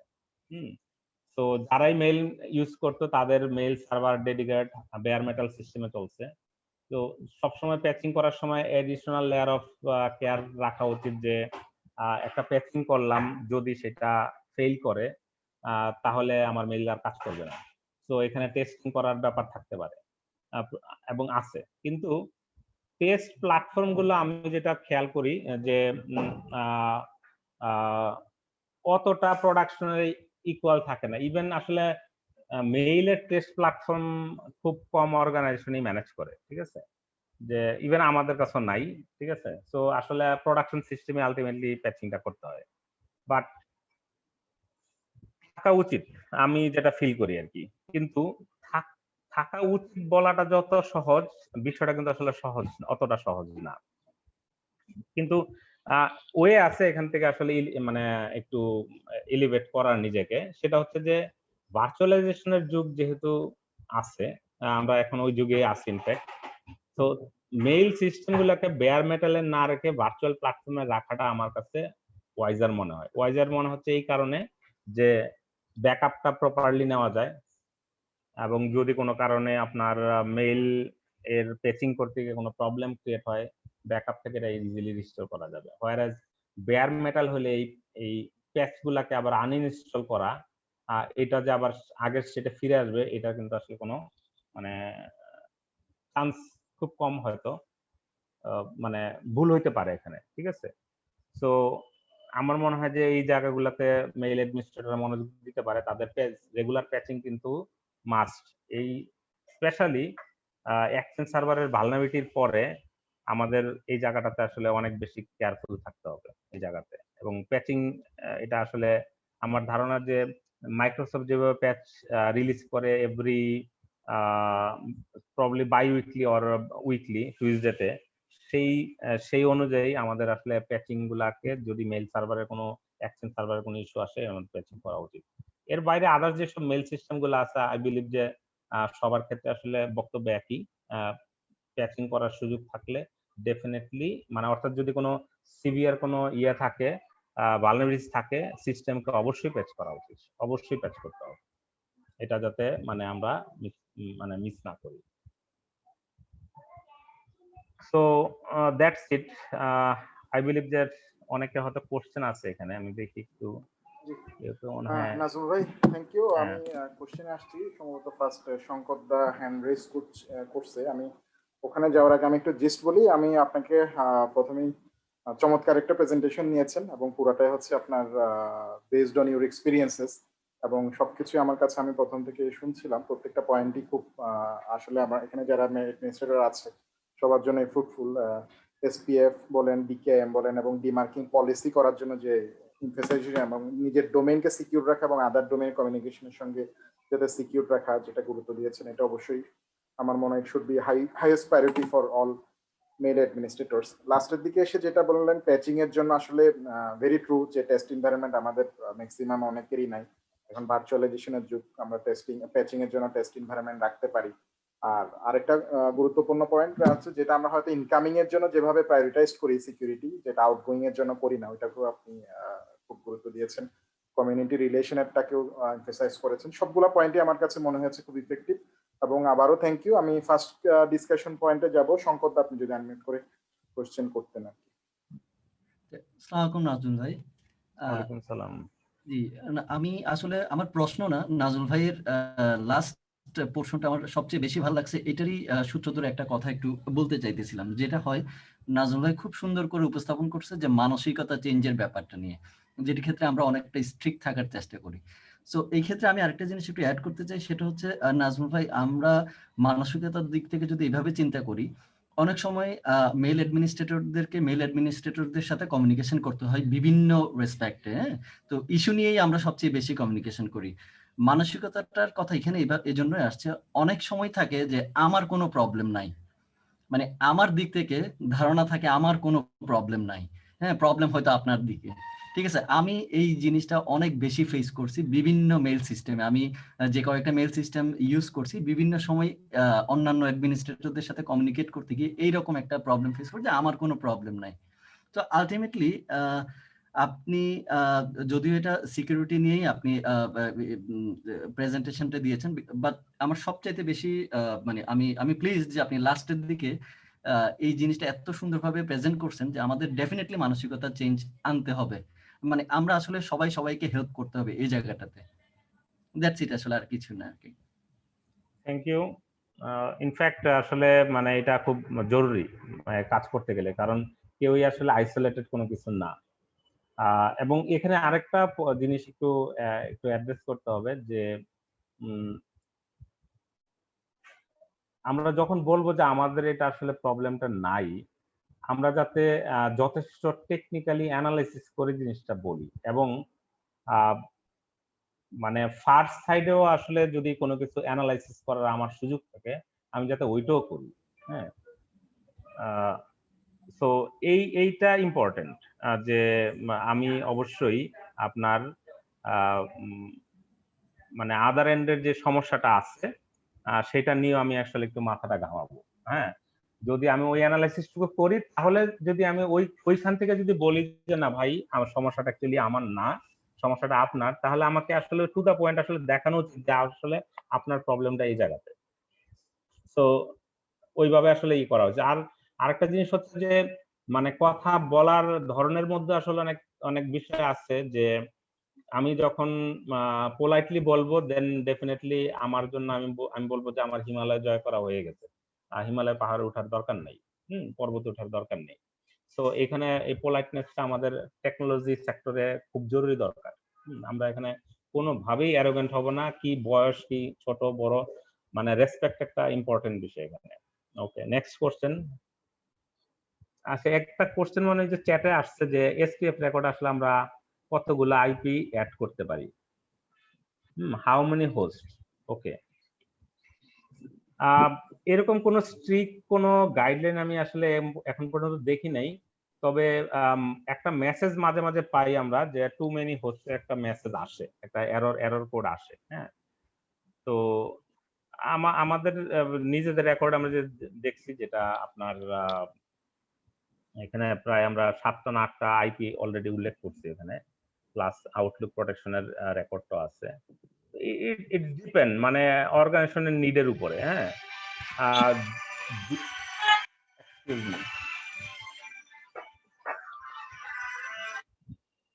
সরি। তো মানে এরকম কোন স্ট্রিক আমি দেখি নাই যে আসলে এক্স্যাক্টলি কয়টা দিতে পারবো। তবে একটা জিনিস একটু একটু খেয়াল রাখা উচিত এই জায়গাতে, যে একটা এসপিএফ রেকর্ডে আমরা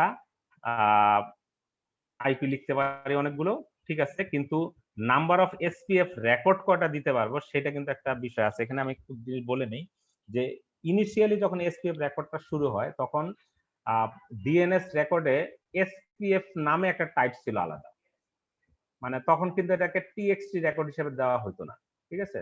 তো কিছু ক্ষেত্রে আমরা দেখছি যে এই ভুলটা অনেকে করে, যে তারা এসপিএফ রেকর্ড হিসেবে এন্ট্রি দেয়, আবার টেক্সট রেকর্ড হিসেবে এন্ট্রি দেয়। হ্যাঁ, তো এই এরর একটা অনেকে করে, এই এররটা ইয়ে করা উচিত। এবং হচ্ছে যে যেটা 2014 সালের পর থেকে বেসিক্যালি আপনার এই টিএক্সটি রেকর্ড হিসেবে দেওয়াটাই আসলে আপনার ইন্ডাস্ট্রি রিকমেন্ডেড, এবং এসপিএফ হিসেবে দিলে এটাকে আপনার হচ্ছে যে ডেপ্লিকেটেড রেকর্ড টাইপ বলবে, এই এররটা দিবে, এটা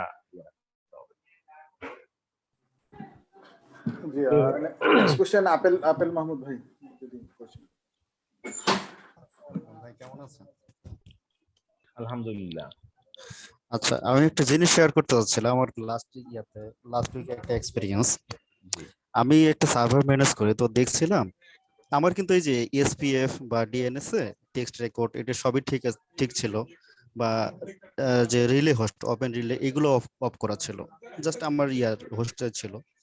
তো আমি দেখতেছিলাম যে আমার সার্ভার থেকে যে মেইল আউটগোয়িং হচ্ছে অস্বাভাবিক আকারে, এবং সেটা অন্য একটা ডোমেইন থেকে। আমি এটা মেইল গেটওয়েতে দেখতে পাচ্ছি যে মেইল গেটওয়ে অলরেডি রেড কন্ট্রোলে পড়ে গেছে। এর ফলে কি হচ্ছে, আমার লেজিটিমেট ইউজারও মেইল পাঠাতে পারছে না। তো আমি অনেক হেডার গুলো দেখলাম, সব খুঁজে দেখলাম, না কোনো কুল কেনারাই পাচ্ছি না। ফাইনালি একটা জায়গায় দেখলাম যে আমার মেইল সার্ভার থেকে দেখতেছি যে অন্য একটা সোর্স থেকে আমার সার্ভারে আসতেছে, আমার মেশিনটাকে রিলে করতেছে। তো এই জিনিসটা আমি কোনোভাবে খুঁজে পাইনি। তো ফাইনালি কি করব, কিছু করতে পারিনি। ওইটা ব্লক ধরে আর কি আইপি টেবিলে ব্লক করে রাখছে ওই সোর্সটাকে, কিন্তু আমি বুঝতে পারি না যে এটা কেন হচ্ছিল। সোর্স আইপিটা কি আপনার মানে এন্টারপ্রাইজ নেটওয়ার্কেরই নাকি অন্য কোনো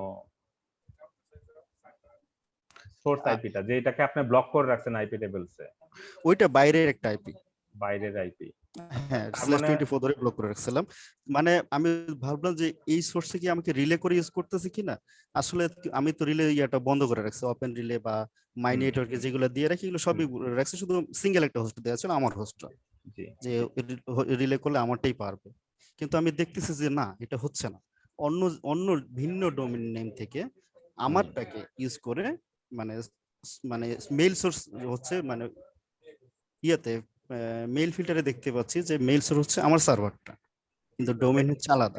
এখানে সার্ভার একটা জিনিস আমার মনে হয় আপনি চেক করে দেখতে পারেন যে যাদেরকে বেসিক্যালি আপনি মেইল পাঠানোর জন্য অ্যালাউ করছেন, এখানে আপনি অথেন্টিকেশনটাকে সাথে রাখছেন কিনা এটা দেখতে পারেন।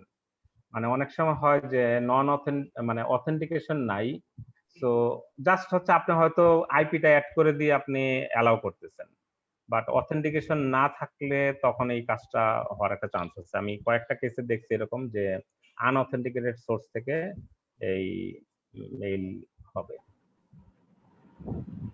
এই বিষয়টা একটু যদি আমাকে ক্লিয়ার করতেন। মানে অর্থাৎ আপনার মেইল সিস্টেমটাতে, মানে আপনার মেইল সিস্টেমের থ্রুতে তারাই মেইল পাঠাতে পারবে যদি আপনার মেইল সিস্টেমে ওই সোর্সের জন্য ভ্যালিড কোন একটা ইউজার আইডি এবং পাসওয়ার্ড থাকে। আচ্ছা, কোনোভাবে আমার একটা ভ্যালিড ইউজারকে সে কম্প্রোমাইজ করে রাইট হয়তো পাঠানোর চেষ্টা করতেছিল। আমি ফাইনালি এটাই ধরলাম, যে মনে হয় যে আমার কোন একটা ইউজারকে সে কম্প্রোমাইজ করে এইভাবে অথেন্টিকেট করে আমার সার্ভারকে রিলে করে মেইল পাঠানোর চেষ্টা করতেছে। কিন্তু পরে আসলে এইটা ঠেকাইতে পারি বা কোনোভাবে ফাইন্ড আউট করতে পারি, এই জিনিসগুলো আসলে পাইনি। কেমনে করতে বোঝা যায় আসলে এই জিনিসগুলো কেমন হবে, যে আমার কোন ইউজারটা আসলে কম্প্রোমাইজ হয়েছে। আমি আমার যে লেজিটিমেট ইউজাররা আছে, আমি এদের কাছ থেকে কোনো দেখিনি যে অস্বাভাবিক কোনো কিছু হইতে। ইউজারটা যদি কম্প্রোমাইজ হতো, তার পিছে থেকে তার থেকে ইউজ এমন পরিমাণ মেল আসার কথা ছিল, কিন্তু সেটা হয়নি। আপনি যে ইউজ কেসটা বললেন এটা আসলে মানে হ্যান্ডস অন দেখলে আসলে কমেন্টটা ভালো করা যেত। তো আমার কাছে যেটা মনে হচ্ছে, আমি এই মানে সিমিলার সর্ট অফ একটা মানে এক্সপেরিয়েন্স করছিলাম।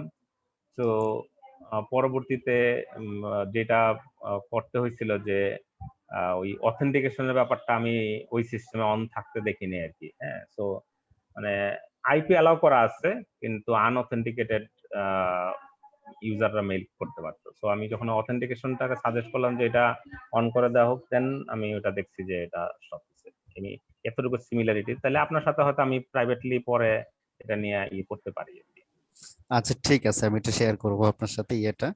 আর আচ্ছা, ওই দিন শুধু মানে আমি মানে অল্প একটা সময়ের জন্য আইপি টেবিলে আমি ইয়ে করে না হলে আপেল একটা ভাই, ব্লক বলে আপেল ভাই আমরা একটু নেক্সট ইয়েতে এই কোশ্চেনে যাই, হ্যাঁ আপনি শিওর তাহলে শেষ, একটা প্যানেলে। আচ্ছা শেষ, আচ্ছা, আচ্ছা শেষ প্রথমে ওই শেষ। শাহাদাত হোসেন, মিস্টার শাহাদাত হোসেন, এরপর রুবেল হোসেন। শাহাদাত ভাই আপনি ফার্স্ট। আসসালামু আলাইকুম রহমতুল্লাহ, কেমন আছেন নাজমুল ভাই? ওয়ালাইকুম আসসালাম ওয়া রাহমাতুল্লাহ, আলহামদুলিল্লাহ ভালো আছি। হ্যাঁ, আমি দুইটা কোশ্চেন করব শর্টলি। প্রথম কোশ্চেন হলো, আমার মেল সার্ভারের আমি একটা ডোমেন ইউজ করি যেটা মেল সার্ভার, ওই ডোমেনটাও কোনো ব্ল্যাকলিস্টেড নাই, প্লাস নেটওয়ার্ক অ্যাড্রেসটাও ব্ল্যাকলিস্টেড নাই। কিন্তু যখন দেখা গেল আমার সাইট থেকে, সাপোজ আমার ডোমেনটা হলো example.com, আমি আপনার বিকাশ.com কে মেল করতেছি, কিন্তু কোনো বাউন্স ব্যাকও পাচ্ছি না। হয়তো মেল সার্ভার আইপি অ্যাড্রেসটা ইউসি প্রোটেক্ট লেভেল 1 অথবা 2 অথবা 3 তে ব্ল্যাকলিস্টেড। সেক্ষেত্রে আপনার মানে কোনো আমি বাউন্সও পাচ্ছি না, কিন্তু মেলটা আমি বিকাশ.com সেন্ডার থেকে রিসিপিয়েন্ট আপনার ডেস্টিনেশনে আমি রিসিভ করতে পারছি না। তো এটার জন্য কি করণীয় এটা? আরেকটা কোশ্চেন কি আমি এখন করব না পরে করব? আগের আপনি কোশ্চেনটা এটা একটু, বলার পরে আগের কোশ্চেনটাই একটু বোঝার চেষ্টা করি। আপনি আচ্ছা বলছেন যে আপনার আইপিটা কোন একটা লেভেলে ব্ল্যাক লিস্টেড, আপনি এটা একটু আবার ব্যাখ্যা করবেন যে এটা মিন আসলে কি? আচ্ছা, সেটা বললাম যে আমি যে নেটওয়ার্ক অ্যাড্রেস থেকে মেলটা পাঠাচ্ছি, জি জি সেই আইপি অ্যাড্রেসও ব্ল্যাকলিস্টেড নাই। এটা দেখতে পাচ্ছি যে মেল সার্ভারের আইপি অ্যাড্রেসটা ইউসি প্রোটেক্ট লেভেল 2 অথবা লেভেল 3 তে ব্ল্যাকলিস্টেড আছে। বাকি আমি সেন্ডার, আমি মেল সেন্ড করতেছি আচ্ছা আপনাকে, অর্থাৎ ডেস্টিনেশন সাপোজ বিকাশ.com কে, জি জি। কিন্তু আপনাকে আমি রিচ করতে পারছি না, আপনাকে আমি মেল সেন্ড করতে পারছি না আর কি। এখন হয়তো যে লিস্ট বুঝতে পারছি আমি, এখন যে লিস্ট জি, লগ অ্যাকচুয়ালি চেক আপনি করলে হয়তো আপনার, পাই। হ্যাঁ আপনার আপনার মেল সার্ভার থেকে যে লিস্টে আপনি ব্ল্যাক লিস্টেড দেখতেছেন, হুম কোনো কারণে যদি এখন আমি ওই লিস্টটাকে ফলো করি, হ্যাঁ, তাহলে এটার একটা চান্স আছে। এটা ডিপেন্ড করবে হচ্ছে যে রিসিভিয়ার যে মানে ডোমেইন, হ্যাঁ, যে রিসিপিয়েন্ট যে মেইল সিস্টেম, তার এখানে যদি এইটার ব্যাপারে স্ট্রিক্ট করা থাকে, মানে এই পলিসিটাকে যদি জি স্ট্রিক্ট করা থাকে, অনেক সময় কিন্তু আপনার মেইল গেটওয়ে গুলোতে ইভেন পার্সেন্ট দিয়েও কতখানি স্ট্রিক্ট করা হবে এইভাবে আচ্ছা কিন্তু মেনশন করা থাকে। তো আচ্ছা ওইখানে স্ট্রিক্টনেস এর জন্য এই জিনিসটা হতে পারে। সে যদি খুব স্ট্রিক্ট থাকে যে না, যেহেতু আপনার আইপি আমি কোথাও ব্ল্যাক লিস্টে দেখছি, হতে পারে যে ব্ল্যাক লিস্ট তো অনেক অর্গানাইজেশন ব্ল্যাক লিস্ট মেনটেন করে, হ্যাঁ, তো তার মধ্যে কোনো একটা পার্টিকুলার একজনে আপনাকে ব্ল্যাক লিস্ট করছে, সবাই করেনি, হ্যাঁ, তা সত্ত্বেও আমি খুব স্ট্রিক্ট যে মানে আপনাকে আমি মেইল পাঠাতে যাবো না। এখানেই আসলে আমি ওই পয়েন্টেই, এই কারণে আমি শুরুতে বলছি যে এই জায়গাগুলোতে আসলে আমাদেরকে একটু সিম্প্যাথি দিয়ে দেখা উচিত জিনিসটা, হ্যাঁ, যখন আমি আপনার সাথে কথা বলছি, তার মানে আমি আপনার লেজিটিমেসি সম্পর্কে আমার কিন্তু আইডিয়া হয়ে গেছে, ঠিক আছে? আইডিয়া হয়ে তো গেছে। এই ক্ষেত্রে আমি কিন্তু এতটা স্ট্রিক্ট আমার থাকা উচিত না। আমার উচিত যে এট লিস্ট আপনার মেইলটাকে অ্যালাউ করা, ঠিক আছে? কারণ আসলে মেইল আমি আটকে দিয়ে তো লাভ নাই। কেননা লাভটা কেন নাই? তার কারণ হচ্ছে মেইলের যদি সেন্ডার আপনি হন, রিসিভার কিন্তু আমি। তার মানে হচ্ছে আপনার সাথে আমার একটা আ বিজনেস ডিলিংস আছে। সো যদি আমি মেইলটা ব্লক করি, তাহলে আমার পার্টিকুলার ইউজার সেই মেইলটা পাবে না এবং একটা বিজনেস ডিলিংস লস হচ্ছে। তো ওই কনটেক্সট থেকে জিনিসটা যদি দেখি, তাহলে আসলে এটা আমার উচিত হবে রিসিপিয়েন্ট সাইডে আপনার এটাকে হোয়াইট লিস্ট করে মেইলটা অ্যালাউ করা। আমি এটুকু ইয়ে করব। আর যেখানে অ্যাকচুয়ালি ব্ল্যাক লিস্ট হইছে, সেটার পিছনে ডেফিনেটলি কোনো রিজন আছে, ঠিক আছে? ভ্যালিড রিজনের কারণেই হইছে। আপনার এখান থেকে স্পামিং হইছে, কোনো একটা কিছু হইছে, সেই জন্যই হইছে। আদারওয়াইজ এই যারা এই লিস্ট মেইনটেইন করে, তারা কিন্তু মানে ইচ্ছা করে কাউকে ইয়া করে না, ব্ল্যাক লিস্ট করে না। তো এটা এটা ইয়া। এখানে এটা একটা বোঝার কিন্তু উপায় নাই। এর এখানে আগের আমি যে আরেকটা জিনিস বলি, মানে যদি আপনার ডোমেইনকে ব্ল্যাক লিস্ট করে থাকে, তার পিছনে যে শুধু আপনার মেইলের স্পামিংই দায়ী তাও কিন্তু না, হ্যাঁ, এখানে কিন্তু আরো অনেক মানে ক্রাইটেরিয়া থাকে। আপনার ইউজারের ইন্টারনেট ব্রাউজিং এর যে আপনার যে কি বলে মানে হ্যাবিট, হ্যাঁ, সেটার উপরে কিন্তু অনেক কিছু ডিপেন্ড করে। এই ইন্টারনেট ইউজার যারা, হ্যাঁ, তাদের জন্য কিন্তু অনেক জায়গায় কিন্তু অনেক এন্টারপ্রাইজের আইপি ডোমেইন কিন্তু ব্ল্যাকলিস্ট হয়। সো ইটস নট অনলি যে মেইল, হ্যাঁ, বাট এন্ড রেজাল্টটা হচ্ছে যে মেইল এর জন্য সাফার করে। কিন্তু ব্ল্যাকলিস্টের যে হইলো ইউসি প্রোটেক্ট লেভেল 3, আমরা এটা জানি সকলেই যে ইউসি প্রোটেক্ট লেভেল 3 বা লেভেল 2 কোন সিঙ্গেল আইপি ডিলিস্ট করা যায় না। এটার মনে হয় ডিটেইলস একটু প্রাইভেটলি আলাপ হতে পারে। আমরা একটু রুবেল হোসেন ভাইয়ের কাছে যাই, আপনি যদি কোশ্চেনটা করেন। শিওর। আসসালামু আলাইকুম, আশা করি সবাই ভালো আছেন। আমার আসলে কোশ্চেনটা ছিল একটু জানার ছিল আপেল ভাইয়ের কাছে, সেটা যদি অ্যালাউ করেন আমি ওনাকে একটু জিজ্ঞেস করতে পারি। শিওর। আচ্ছা, উনি যে আসলে সোর্সটা খুঁজে পাচ্ছেন না, হ্যাঁ, আমি জানতে চাচ্ছিলাম যে আসলে আপনি আপেল ভাই আসলে আপনি কোন এমটি ইউজ করেন, আর এখানে যদি কোনো ওয়েব মেইল ক্লায়েন্ট ইউজ করে থাকেন সেটা যদি একটু শেয়ার করতেন। এমটিএ এতটুকু পোস্ট জানার ফিক্স, ছিল। MTA Postfix Zimbra. আর আচ্ছা আচ্ছা, এই আহ ঠিক আছে, আমার এতটুকুই জানার ছিল আর কি। হ্যাঁ, এটা আসলে অন্যভাবে সলিউশন করা যায়। আপনার এটা হচ্ছে যে আপনার কোনো ক্লায়েন্ট হয়তো আপনার ইমেল অ্যাড্রেসকে মডিফাই করে ইউজ করেছে। হ্যাঁ, এটার আরো অনেক ইউজ কেস থাকতে পারে। আমি কেসটা একটু দেখার জন্য আমি আপনার সঙ্গে চাই যে একটু প্রাইভেটলি কন্ট্যাক্ট করতে। শিওর শিওর রুবেল ভাই, শিওর। জি, সবাইকে ধন্যবাদ। আচ্ছা ঠিক আছে, আসসালামু আলাইকুম। আর আমি আরেকটা কথা বলে রাখি, প্লিজ ভাই একটু এলাও করেন। আমি দেখছি অনেক ইউজার কি করে, মেইলগুলো সাধারণত ফেল হয় পিটিআর রেকর্ডের কারণে। অনেক ইউজারের অনেক মেইল সার্ভারের এগেইনস্টে দেখছি যে পিটিআর রেকর্ডও দেয়া থাকে না। এটা একটু যার দেয়া নাই আপনারা করে নেবেন, অনেক মেইল আপনার স্মুথলি হবে যাবে। Absolutely right idea. বেসিক্যালি মানে মেইল সার্ভার ইনফ্যাক্ট সব কটা আইপি আসলে মানে ইন্টারনেটে পাবলিশ সব কটা আইপি আসলে পিটিআর রেকর্ড থাকা উচিত। নট অনলি দ্যাট, আমি মানে ইন্টারনাল যে নেটওয়ার্কেও তো অনেক ধরনের কমিউনিকেশন আছে। তো পিটিআর রেকর্ড থাকাটা আসলে সব আইপির জন্য আসলে আমি ফিল করি যে এটা ম্যান্ডেটরি হওয়া উচিত। কারণ শুধু এর রেকর্ডই আসলে এনাফ না, মানে শুধু এবং মেইলই একমাত্র সিস্টেম না যারা এই ডিএনএস রেকর্ড গুলোকে তৈরি করে। There is lot other system, সেখানে আসলে এই রেকর্ড গুলা ইম্পর্টেন্ট, এর রেকর্ড থাকা উচিত। শর্ট একটা কোশ্চেন করব কি বস? শিওর। একটু মিস্টার মাইনুল হকের একটা কোশ্চেন ছিল মনে হয়। জি, আসসালামু আলাইকুম নাজমুল ভাই। ওয়ালাইকুম আসসালাম মাইনুল ভাই, কেমন আছেন? জি নাজমুল ভাই ভালো আছি। এখানে পার্টিসিপেন্ট যারা আছে তাদেরকে আমি একটু জাস্ট আমার পরিচয়টা দিয়ে দিই। আমিও বিকাশে আছি। নাজমুল ভাই আমার ওয়ান অফ দ্য বস, এবং আমাদের টেকনোলজি ডিপার্টমেন্টে যে কয়জন জিএম আছে তার মধ্যে নাজমুল ভাই ওয়ান অফ দ্য বেস্ট এবং খুব জনপ্রিয়। সো এই কারণে আসলে আমি এখানে পার্টিসিপেট করেছি। আর নাজমুলের কাছে একটা কোশ্চেন ছিল যে ভাইয়া, রিসেন্টলি আপনি যে সোলার উইন্ডের অ্যাটাকের ইনসিডেন্টের কথা বললেন, এখানে বাংলাদেশের কি কোনো কোম্পানি সাফার করেছে, মানে তারা কি এফেক্টেড হয়েছে? এটা যদি একটু বলতেন যে কোনো কোম্পানি সাফার হয়েছে কিনা। যতটুকু মানে আমাদের কাছে রিপোর্ট আছে তাতে বাংলাদেশের কোনো কোম্পানি এটা সাফার আর হয়নি। হ্যাঁ, সাফার আর হয়নি। তবে মানে এইটুকু আমি বলতে পারি, যারা ওই যে রেগুলার, এখানে কিন্তু আবার হচ্ছে যে অনেক সময় হয় না যে আগে গেলে বাগে খায়ের ব্যাপার থাকে। তো এরকম ব্যাপার হয়তো আমাদের ক্ষেত্রে হইতে পারতো, কারণ আমরা তো রেগুলার হয় কি লেটেস্ট প্যাচ আসলে সেটার দিকে আমরা ইয়ে করি। এখানে একটু আমি কমপ্লেইন করি নাসুম ভাইরে, ওই এখানে ইনফেক্টেড হয় না, তবে সার্চ যেটা একটা রিপোর্ট দিয়েছে ওখানে ওই ভালনারেবিলিটিস যে সমস্ত কোম্পানিজের আছে এক্সচেঞ্জের প্যাচ দেয় না, ওইটার লিস্ট তারা পাবলিশ করেছে আর কি, সিআরটি। এটা কি সোলার উইন্ডের জন্য করছে তানিম ভাই? সোলার উইন্ডের তো মেইনলি ছিল এক্সচেঞ্জের প্যাচ রিলেটেড।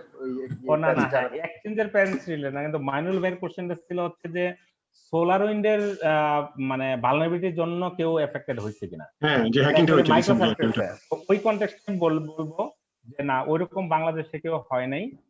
তবে যেটা হচ্ছে যে সোলার উইন্ডের যেই ভার্সনটা আমরা ইউজ করতাম, ইনফ্যাক্ট এফেক্টেড হয়েছে তার আরো 2টা আগের ভার্সন থেকে। সো উই আর লাকি যে আমরা আপডেটেডটা ছিল। এটা হচ্ছে এখানে যে সোলার উইন্ড যখন এই জিনিসটা জানতে পারছে, কারণ মানে বেসিক্যালি বাংলাদেশের অর্গানাইজেশন গুলোর গুরুত্ব বাইরের ওইসব হ্যাকিং ওয়ার্ল্ডের কাছে এখনো অতটা বেশি না, ঠিক আছে? কারণ লাইক আমাদের এখানে বড় বড় অর্গানাইজেশন বলতে আমরা যাদেরকে বলি তাদেরকে হ্যাক করার চেয়ে ইউএস এর একটা মানে মিডল ইয়ার ক্লাসের একটা হ্যাক করলে তাদের জন্য অনেক বেশি বেনিফিশিয়াল। তো হ্যাকাররা কিন্তু আসলে ওই ফাইন্যান্সিয়াল বেনিফিটটা দেখে বেশি। তো ওই কনটেক্সটে যখনই জিনিসটা অ্যাড্রেস হয়েছে প্রথম, বেসিক্যালি এই জিনিসটা আসলে ডিটেক্ট করছে ফায়ারআই। ফায়ারআইয়ের একটা আপনার পেন টেস্টের ল্যাবে একটা সফটওয়্যার হ্যাক করা হয়েছিল। ওই হ্যাকিং এর সূত্র ধরে জিনিসটা আসলে আইডেন্টিফাইড হয়েছে। তো তারপরে পরে যে জিনিসটা হচ্ছে সোলারিন সাথে সাথেই ওই মানে একটা প্যাচ ডিক্লেয়ার করে যত কাস্টমার আছে সবার সাথে তারা কন্টাক্ট করতে অ্যাকর্ডিংলি আমরাও পাইছি, আমরা সাথে সাথে প্যাচিং করতে। ওকে, থ্যাংক ইউ নাজমুল ভাই, আমার এই জানা ছিল আর কি আপনার কাছে। থ্যাংক ইউ ভেরি মাচ ভাই। Okay, welcome. Okay, thank you. আমার মনে হয় আমরা 11:32 অলমোস্ট 2 মিনিটস ওভার হয়ে গেছে, আমরা শেষ করব। আর কারোর যদি কোনো কোশ্চেন থাকলে আমাদের গ্রুপে মেসেজ দিলে এটা অবশ্যই নাসুম ভাই অ্যাকনলেজ করবে, অথবা প্রাইভেট অথবা গ্রুপের মেসেজ কমিউনিকেশনের মাধ্যমে আমরা সর্ট আউট করতে পারবো। সো থ্যাংক ইউ নাজমুল ভাই। একদম কনক্লুশনে যদি জুবাইর ভাই কিছু বলেন, আমরা আদারওয়াইজ শেষ করব, বিকজ 11:30 আমাদের ডেড টাইম ছিল, অলরেডি 3 মিনিটস ওভার। আসসালামু আলাইকুম নাজমুল ভাই, আপনাকে অসংখ্য ধন্যবাদ। বিশেষ করে ইমেল সিস্টেমের যে পেইনটা শুরুতেই বলেছেন যে আপনার থ্যাঙ্কলেস জব, আসলে কর্পোরেট আইটি গুলোতে এটা বোঝা যায় যে একটা ইমেলের গুরুত্ব কতখানি, এবং কি ছোট ছোট ভুলের কারণে বা ছোট ছোট ইমপ্রুভমেন্ট গুলি করতে পারলে আসলে কতটুকু নিজেদেরকে সেফ রাখা যায় বা কমিউনিকেশনটাকে ফুললি স্ট্রং রাখা যায়। তো সেই হিসেবে আপনি অনেক সুন্দর একটা টপিকস বাছাই করেছেন এবং আলোচনা করেছেন, এবং সবচেয়ে ভালো লেগেছে যে আসলে আমরাও দীর্ঘদিন নিজেরা ইমেল সিস্টেমের কাজ করতেছি না, বাট তারপরেও এই পুরনো সেই স্মৃতি রোমন্থন করার একটা সুযোগ তৈরি হলো আজকের এই আলোচনায়। তো নাজমুল ভাই, অসংখ্য ধন্যবাদ। আপনার কাছ থেকে আরো গুরুত্বপূর্ণ পরবর্তী আলোচনা আমরা আশা করব। ধন্যবাদ। ধন্যবাদ নাজমুল ভাই, সবাইকে অসংখ্য ধন্যবাদ। আমরা নেক্সট ফ্রাইডে 10 PM এ আরেকটা সেশন আছে cyber security to cyber resilience এর উপর। এটা আমি নিব একটা কনসেপচুয়াল সেশন। আপাতত এই পর্যন্ত আমাদের সঙ্গে থাকবেন। আমাদের যে কোনো ধরনের অ্যাকনলেজমেন্ট পোস্ট আমাদের ফেসবুক গ্রুপ যেটা বিডিসেফ এর আছে ওখানে আমরা অ্যাকনলেজ করব, এবং আজকের রেকর্ডেড সেশনটা আমাদের ইউটিউব চ্যানেল এবং ফেসবুকে আজকে রাতে ইনশাআল্লাহ আমরা আপলোড করে দেব। So thank you everyone and good night. আল্লাহ হাফেজ।